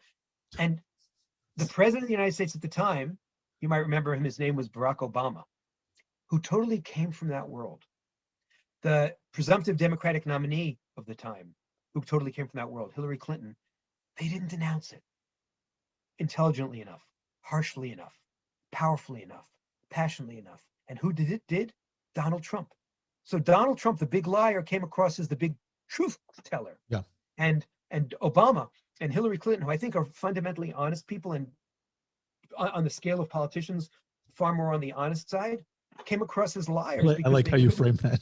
they couldn't buy in. They were buying into the great American idiocy that most Americans were laughing at, even the stupid parents paying $70,000 a year for it, without saying, hey, wait a minute, I'm a consumer. How did you turn the Ivy Leagues into these communist propaganda re-education camps? Aren't they supposed to be places to expand the mind, to sharpen cultural inquiry and culture and critical inquiry, rather than to impose certain cultural forms and certain hymnals that you must sing from? It's terrifying. It's scary. There's a cultural rot there. And I say, look, I'm a case of arrested development. I got to university, never left. I love the university, but I love a university that's critical, that's open-minded, that's thoughtful, that doesn't create these automatons or these double thinkers, these people who are so afraid to deviate. And you kindly mentioned at the beginning this new book that I have with Natan Sharansky. I'd love to talk about the great Soviet dissident. Imagine what it is for me to turn to Natan Sharansky and tell him that 62% of Americans report that at some point in their daily life, in their regular interactions, what you said, they don't share their political beliefs because they're afraid. And what was a double thinker? A double thinker was somebody who thought one thing, but acted in a way to adhere to the Communist Party orthodoxy, right? And so today, it comes from the bottom up, not from the top down. Do you know how devastating it is for this great Soviet dissident who believes so much in the power of freedom to hear that the country that he reveres, the country that saved him, the country of Ronald Reagan and Henry Jackson, Democrat and Republican, I pick on purpose, has forgotten what it is to be free, what it is to sit down with somebody and say, hey, I disagree with you, let's have a cup of coffee. Not, hey, I disagree with you, let's cancel you or bully you. Yeah, and that's the worrying, and we've spoken at length about that because that's something I've written about. It's something I've researched, and it's something that is extremely worrying about the academic kind of elite culture that's taking place in America. And it's so ironic because it's coming from places where you have to pay $50,000, $60,000, $70,000 a year to be there. And so the irony that those kind of ideas are coming out of those bastions is it's funny, not in a laughable way. It's sad, funny, and I hope. Look, I'm an optimist about human nature, and a lot of us here in Israel, for Israeli concerns, but also as an American and with family in America, I breathed a huge sigh of relief when Joe Biden got the nomination and not Elizabeth Warren or Bernie Sanders, because of the direction they would have dragged America to. And what it shows us is that at the end of the day, and like you said, you don't hear the man on the street on Twitter. At the end of the day, I think most Americans are moderate. Most Americans are centrist. And they reject the extremes. They realize that the extremes have gone too far. But because of this cancel culture that's popped up, they're afraid to say it. And you brought up was it double speak or double think, going back to my high school reading of 1984. Right. And it's a shame that we have to live in that. I actually, the same friend that I mentioned at the beginning who asked not to be named, he asked not to be named. Now he's very much on the right, and he's an intellectual of the right, and he's afraid to say it because he's looking for academic positions out in the Western world. I won't say more than that, and he's afraid. You've said too much. I've said too much. Run away. Run away. I want to. But I'm optimistic. And even here in Israel, people always talk about how polarized Israel and how extreme Israel is. And at the end of the day, look at where 80% of the votes go. 80% of the votes don't go to Meretz, and they don't go to Otzma Yehudit, the far right party, and they don't even go to Yamina, which is not really that far right of a party anymore. They go to what we would call anywhere between the center left and the center right, and that's where the vast majority of the Israeli populace is. And it's always glad to see it. I want to take this, and Benny's having coughing fits here and there, but he has tested negative for COVID. So this week, negative COVID. There's no COVID. I hope he doesn't get me sick here. I don't know. Take your cough drop. I want to transition with the little bit of time we have left to kind of transit. You're an acclaimed historian of the presidency, and you've written numerous books. But you're also a major Jewish thinker and a Jewish, I don't want to say philosopher, but you write about Jewish ideas, and you write about Jewish politics. You write about Israeli politics and society at length. And I kind of want to transition to a couple things. And I also want to get into the two most recent books you've written about Zionism and the one you wrote with the great Natan Sharansky. I'm looking at the American Jewish community. And that's kind of what I do in one of my jobs at the JPPI is I look a lot at the American Jewish community and where that's going. And more than half of our listeners are sitting in the American Jewish community and are even listening now.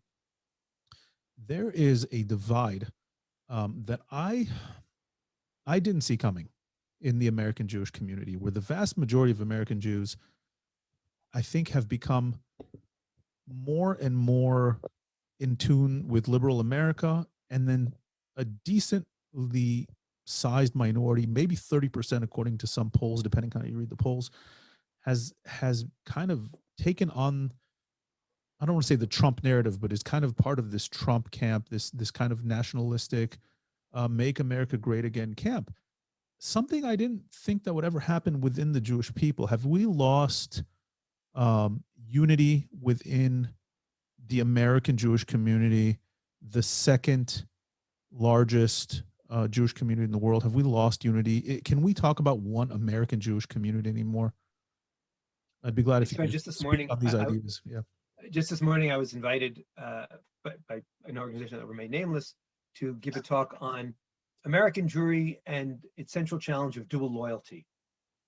And I said, you know, I think dual loyalty was potentially a problem in the 50s and 60s and 70s and 80s when you had a consensus that was deeply committed to Judaism and Zionism and Americanism, and there was a kind of juggling act. I think my problem with much of American Jewry today is not enough loyalty. There's not dual loyalty because there's not enough loyalty to Judaism and to Zionism, and there is an inordinate amount of loyalty, as you're suggesting, to left-wing progressivism for 70% of the community. That is the hymnal from which they sing. That is the church or synagogue in which they pray. That's the first worrying sign. The second worrying sign is indeed this polarization where I could tell you story after story of people from the left and from the right, people especially pro-Trump and anti-Trump, who just can't bear to be in the same room with a friend, ex-friend, a colleague, ex-colleague, a sister-in-law, a brother-in-law, because they dare to disagree, they dare to think differently. And that the toxicity we see in the United States of America, we certainly see in the Jewish community. But two more positive notes and approaches. One, the book that you were so kind to mention, The Zionist Ideas, was written, it's based on a book from 1959 called The Zionist Idea, that we are a people, Am Yisrael, that we have ties to a particular homeland, Eretz Yisrael, and that we have the right to establish a state on that homeland, Medinat Yisrael. I added an S, The Zionist Ideas, and I broadened the conversation. Arthur Hertzberg, who wrote the original book, and there's no criticism there because it was an extraordinary classic, had 34 thinkers. I had 168 thinkers, from left to right, religious, non-religious. And I wanted the S because the S is also like a question mark rather than an exclamation point. And the S invites people in. And when the book came out for the 70th anniversary of the State of Israel, I said, if I can pull off 70 Zionist salons, mostly in the United States, but also elsewhere, and get 70 groups of people talking about Israel and talking about it in these terms of Zionism, and not BB, not BDS, not Palestinians, not left, not right, but who we are and who we want to be and who we're going to be, I'll feel like that was my gift to the Jewish people. When COVID hit, I think I'd already done over 220 different Zionist salons. Wow. In 5 different countries, the United States, the UK, Canada, South Africa, Australia, 6, and Israel. And what I saw was the opposite of what we see when we read the newspaper. What I saw was the opposite of what we hear when we hear the yelling and screaming between the Trumpians and the Bidenians. What I saw was a joy, a fascination, and excitement when I invited them to speak from the middle and think from the middle. And when I introduced them to left-wing authors and right-wing authors, religious authors and non-religious authors, Mizrahi authors and Ashkenazi authors, male authors and female authors, and said, this is the Zionist conversation, join it. Are you with it? Wow.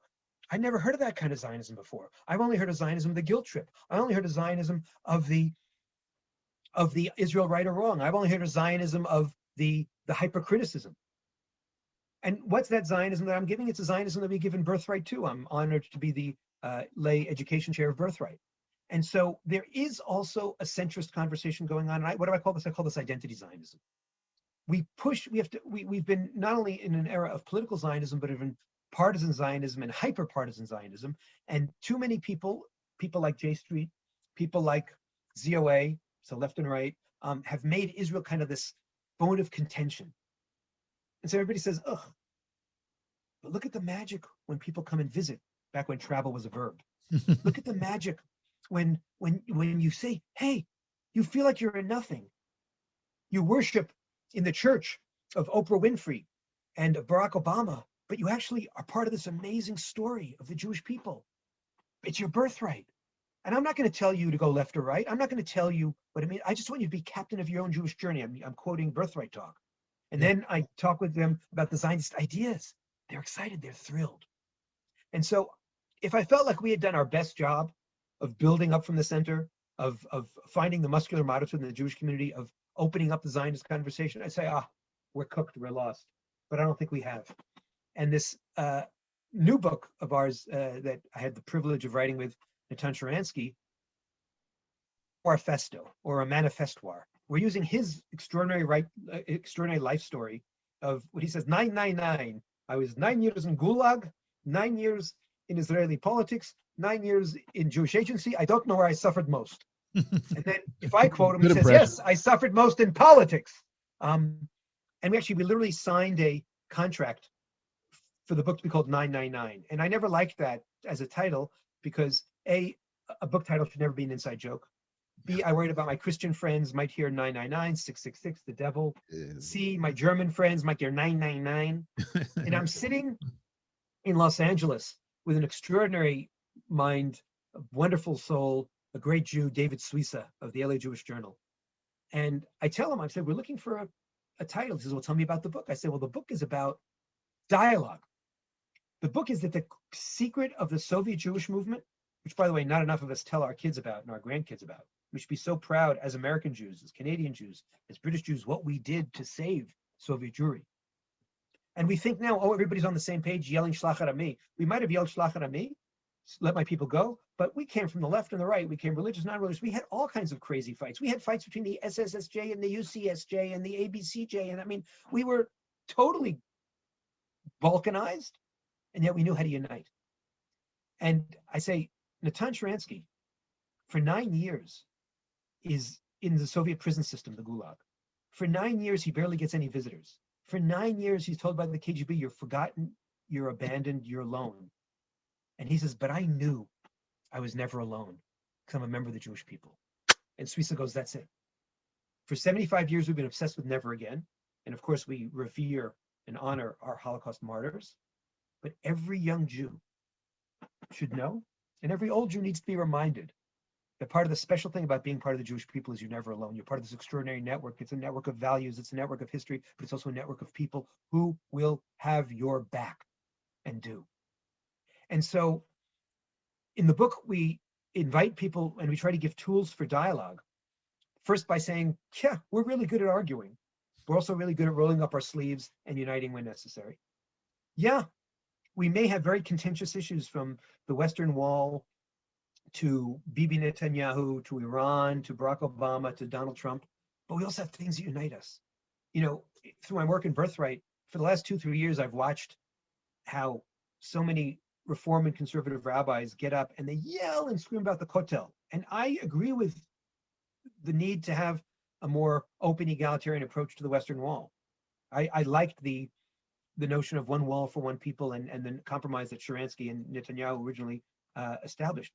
But I also don't believe that that is the core challenge or core issue for the Jewish people. And I believe in the same way we're talking about the Democrats cutting themselves off at the knees, I believe that when a conservative reform rabbi gets up and yells and screams about that and demonizes Israel and tries to make Israel look ugly and theocratic and extreme because of that, he or she is actually hurting themselves because they should be trying to recruit people to join the Jewish people. But I asked Len Sachs, who's the extraordinary demographer who charts Birthright, I said to him, tell me, Len, in the last 3-4 years when the Kotel has been such a bone of contention, have you seen it in the surveys of Birthright participants? He said, the visit to the Kotel, the visit to the Western Wall, continues to be not just the spiritual highlight of their trip, not only the emotional highlight and the communal highlight of the trip, but also it's the spiritual highlight and the emotional highlight of their lives. What does that teach us? One, yes, Birthright's doing its job. It's bringing in people who aren't Jewish professionals. It's bringing in people who aren't, don't have PhDs in Jewish communal fighting. But it also shows that the Jew, the soul of the Jew, looks beyond the Haredim, looks beyond the ultra-Orthodox versus the women of the wall. And again, I support the women of the wall on this. And I'm appalled by the ultra-Orthodox violence there. But they see the Kotel. They see thousands of years of Jewish history. They see thousands of years of Jewish continuity. They see a Judaism that isn't just about the big suburban synagogue where the most important thing is how beautifully you dress and how big your hat is and how much you make, but who you are and what's your soul and how are you connected to these people. And that's the story we're not telling enough. That's the song we're not singing enough. So in some ways, my response to the American scene and to the Jewish scene is the same. We've got an amazing product. We've got extraordinary ideals. We've got so many people who are sitting at home with soul sickness, feeling lost, feeling abandoned. No, you're never alone. Touch these ideas, touch these ideals, and soar. Let me, I mean, it's beautiful and it's inspirational. Let me ask you though, I'm sitting here in Israel, and obviously I chose to come here, and I'm looking at it. American Jewish leaders, the majority of whom are more on the liberal side than on the conservative side, look at Israel, and they connect to Israel, and they come here and they visit and they bring groups. But we always talk about people who are pro-Israel and anti-Israel. What we don't talk about is people who are indifferent to Israel. And in this context, I'm specifically talking about American Jews, not just American Jews, but that's the majority. Excuse me, the majority of Jews outside of Israel live in the United States, in Canada, and let's talk about the indifference to Israel. And if you are a community leader, if you are a rabbi, reformer, conservative, or just any kind of non-Orthodox rabbi, you care about Israel, and the vast majority of them do, and they come here, and they've been here multiple times, and a lot of them have lived here, and many of them speak Hebrew to one extent or another, and they see things that they can't accept about Israel. And so for them, I'm just trying to think through their eyes. For them to get up in front of their community, yes, there needs to be an engagement, needs to be an excitement, people, connecting people to Israel, and through that connecting them to the arc of Jewish history, and that you have a place, you're never alone, like your book said. And at the same time, though, I think they would say, and I've had many conversations with people like this, their activism, whether it's the Kotel issue or whether it's generally centers around issues of religion and state and religious freedoms here. And secondly, on the Palestinian issue and issues of human rights, they're saying that is their engagement with Israel. Their engagement with Israel, they're engaged. They want to change it to their ideals of how they view Judaism, of how they view are they in a tough spot in that when you're a Jewish leader, everything you say, is both private and public at the same time? You're speaking to your community, but also gets out of your community. I mean, what do you do with that? If you're an American Jew and things that are happening in Israel on a policy level, I'm not talking about people who are completely indifferent to Israel. I'm not talking about people who have been convinced that Israel doesn't have a place to exist. I'm talking about the people who love Israel as they think it should be and not as it is. What do they do? How do they do that in their communities with their congregants? And maybe such people like this are listening now. How do you try to fix the Israel that you want it to be and not create these divides that end up coming out of it? I mean, it's kind of a tough spot to be in. So first of all, I'll tell you how not to do it. The best way, how not to do it, is to start every conversation about Israel, about the religious state issue, and about the Palestinian issue. To have every sermon you give, on Yom Kippur, instead of challenging your congregation to really look inward and find out who they can be and who they can be as individuals and as Jews, to start bashing Bibi. And I've seen this happen. I've read the transcripts of the sermons, right? It's lazy. It's virtue signaling. It's and in the same way that I say all the United States of America and all its complexity shouldn't be defined by 1619.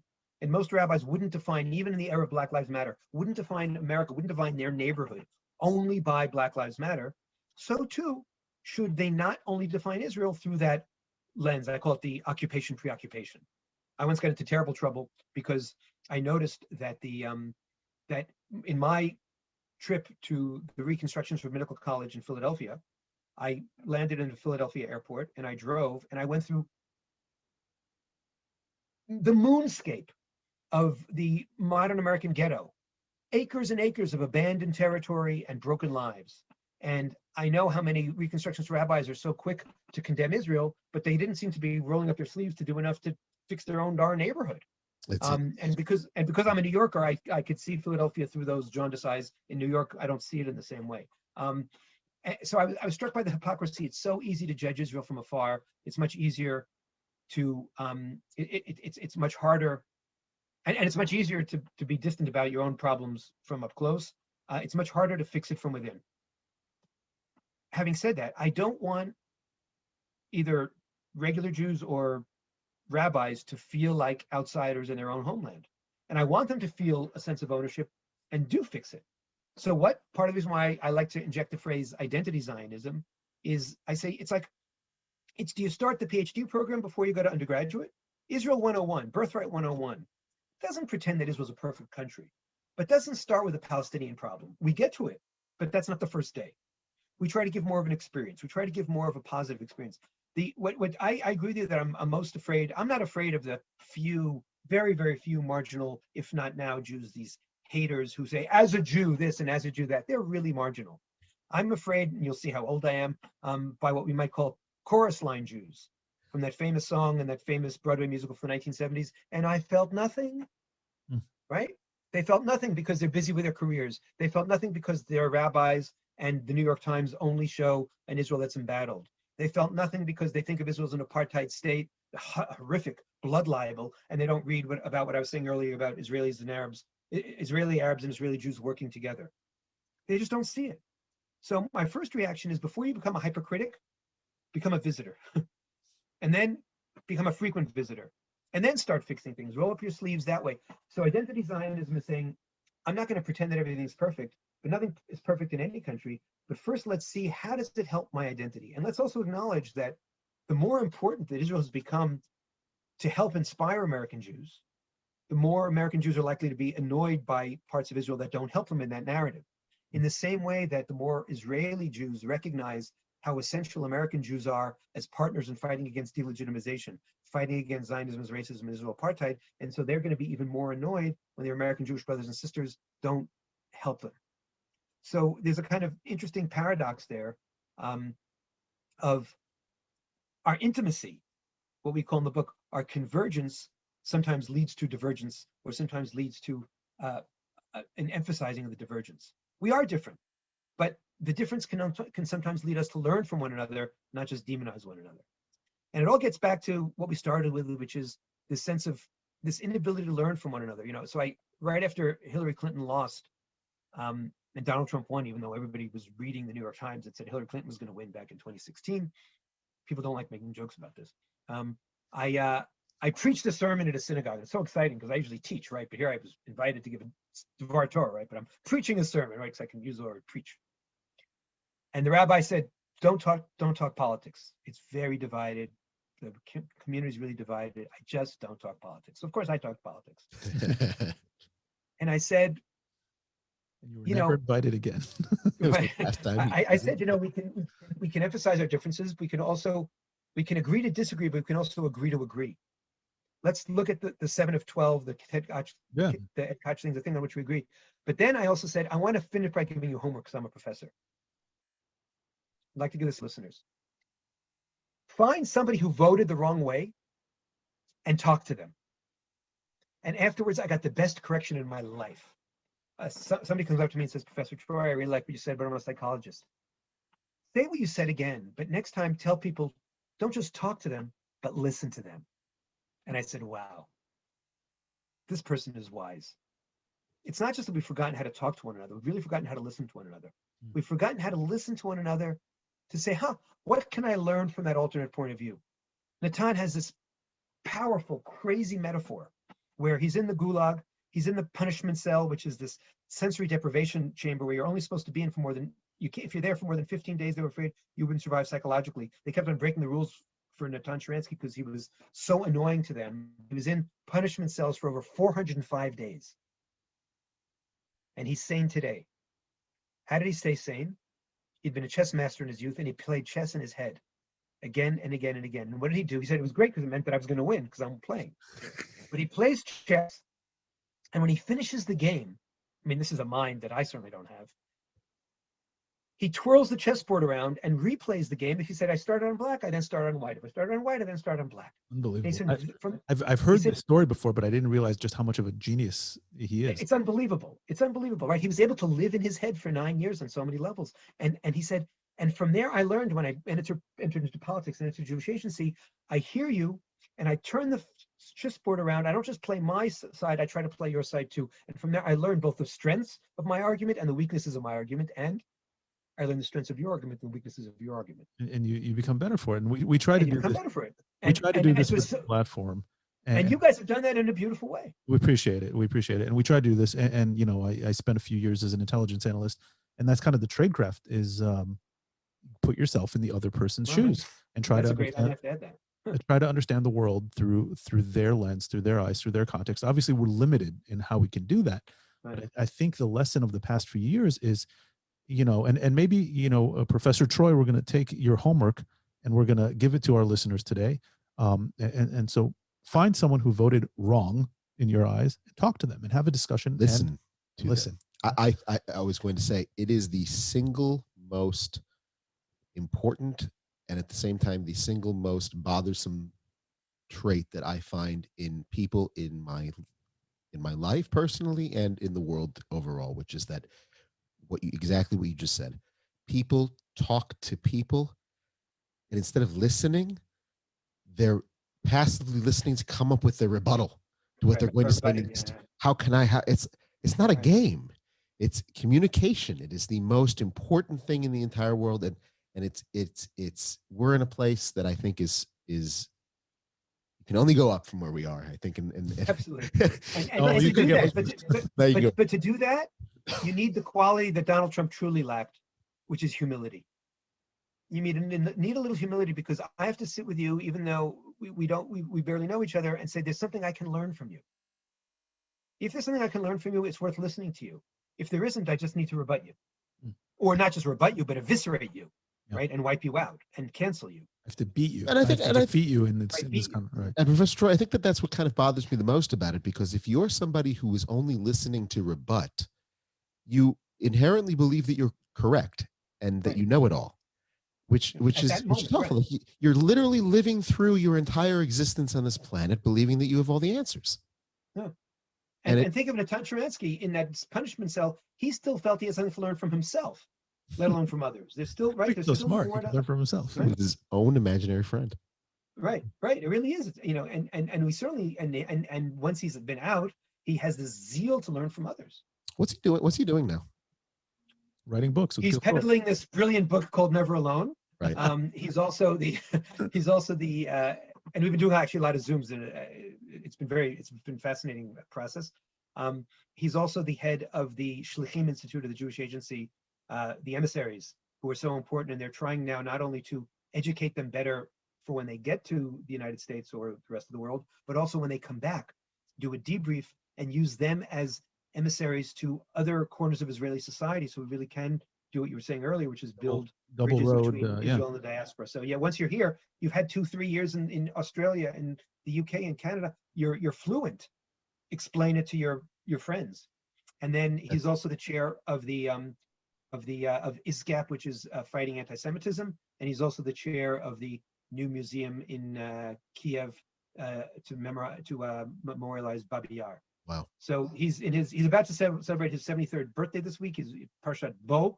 Can you believe it that his bar mitzvah parsha is Bo, Shlach Ami, let my people go? I mean, the guy has had like a Hollywood life. I think that they should give him a regular corner on the news here every night to help people get through bidud, to get through isolation. Yeah, he did an amazing thing for the Jewish Agency. That there's a short little 3-minute clip. I remember notes of how to do that. And it's all in your head, right? It's all how you approach things. It's all how you turn the chessboard around. So, his notion of retirement, as he's never been very retiring. He's still a very warm, wonderful, bubbly person, and B, he's. I tend to work until 4 o'clock in the morning. I would often send drafts over, and by 5:30 in the morning, somebody was working on it. So the book was written at least a good 22 hours a day. It was covered. It's like me and Benny. I work till about 3 every morning, and he gets up at 5 every morning, and we're always, exchanging messages in the night, about what we're gonna do on the next show. Natan, I've met him many times over the years in his position as when he was chairman of the Jewish Agency, and our think tank is kind of affiliated with the Jewish Agency. Yes. So I met him a few times, but I actually had the singular honor of he was supposed to be an aide, a witness. For those who aren't familiar, there's witnesses in Jewish wedding, and it's a very important position at a Jewish wedding. So my very good friend David Keyes got married. Natan Sharansky was supposed to be the aide, the witness, and he got stuck in traffic. and so I was asked to jump in at the last second and be the witness, and I was very honored to do that. And to this day, I get to say that story that I got to fill in for Natan Sharansky in such a momentous event. I have a feeling that there are many more things we could talk about. I know your time is quickly wrapping up, and you have to go to your many Zoom meetings. We'd be very glad to have you on the show to discuss, to discuss more ideas. We'd be glad to give our listeners the homework assignment that you offered as a professor. So if there are listeners listening live or to the recording later on who want to take on the challenge of finding someone, whether in the American context, the Israeli context, or a different country, as we said, we have listeners in 68 countries, and you have friends or family or colleagues who voted wrong, okay, who think. Caveat: if you live in a country that's a totalitarian regime, you should probably not do this. Don't do this. So be careful. For our do this if you're in Somalia, please. For our 4 listeners in Iran, please be careful.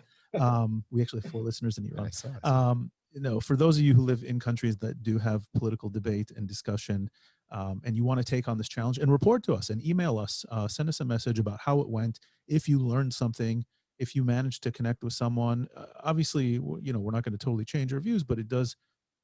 This is something that I've taken on in my life. I think you have as well. And like we said, it's kind of one of the points of this show is to do that. And so if you want to do that project over the next week or 2 or whenever, and email us, and we'll be glad to share some of the results on upcoming episodes. We're glad to do that. Professor, if people want I'd love to hear that. and we're glad to share that. Before we wrap up, Benny wants to ask fun question. We like to wrap things up with a fun question unrelated to the entire podcast. So I actually have, you can give me a very quick answer. Two fun questions. Number one, you're a presidential historian, so I assume that you watch The West Wing at some point in time in your life. I'm an obsessive viewer of The West Wing. My wife hates the fact that I will watch it over and over and over again, probably like 30 times now. I've seen every episode. Do you think that real life is more West Wing or House of Cards in the presidency? And secondly would be name your 3 favorite presidents of all time. I'll add a third fun question. West Wing or House of Cards? I just asked that. Oh, did you? Yeah. I missed it. I'm sorry. So I desperately want an America that's West Wing and not House of Cards. But what's more real? And I think that there was a lot of that House of Cards went way too far, because when you get into murder and they just have to cross that line. And we've always been very good as Americans at not crossing that line. And that's the thing that was so upsetting about January 6th. The thing that was least believable about West Wing, what made it a great show, is that you're part of the family and you have a sense of family. It's like what made MASH a great show, and so many of these shows, Hill Street Blues, you have to feel like a part of the family. And anybody who's ever been to the White House knows that it is, as my brother Tevye Troy calls it in his extraordinary book, Fight House, that the warmth between every one of the aides is actually replaced by intense rivalry. And every time I'm with President Bartlett, it means that somebody else isn't. And so it's really a dog-eat-dog kind of a competition. And that's the thing that would have made it a very unpleasant show to watch, but would have made it a more real show. But on the whole, I still think America's worked. Look, it's what you said. It's an idea. It's an extraordinary experiment that keeps on failing up, partially because it's more West Wing than House of Cards. 3 of my favorite presidents, I would say, first of all, Teddy Roosevelt. His daughter said, my father had to be the bride at every wedding and the corpse at every funeral. He was like a one-man entertainment show, and to kind of see that, to be in that, would have been an extraordinary opportunity. I have to be cliche and say Abraham Lincoln, because his depth, his wisdom, his pain, his wit, I think would have been also extraordinary to watch and feel. And I think Bill Clinton. I'm not saying his favorite. I'm answering as who would I most want to sit with, because I think to sit with any one of those 3, and also I guess Thomas Jefferson, would be just a symphony of different personalities and ideas, and a performance piece that would make it really extraordinary. Wow. Fantastic. If people want to follow you, if people want to get your books, if people want to invite you to lecture, how can they reach out? How can they reach you? My email is my name, giltroy@gmail.com. My website is my name, www.giltroy.com. Keep it simple. And let's continue the conversation. It's really been a delight. The time flew, and you both are exactly where we need to be, which is with Jewanced, with thought, with passion, with creativity, and with a sense of humor, which I appreciate. We appreciate you and those comments, of course, and we appreciate you taking from your very busy schedule and coming on the show.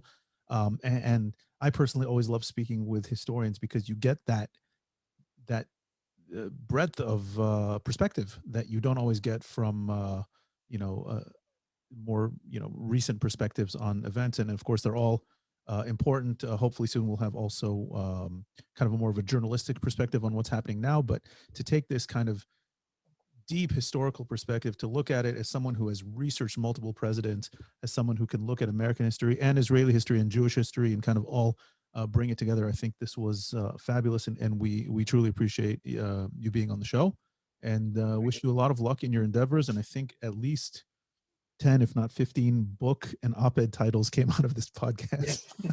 Great. Okay. Thank you very much. All right. Have a good one. Take care. Take care. Bye-bye.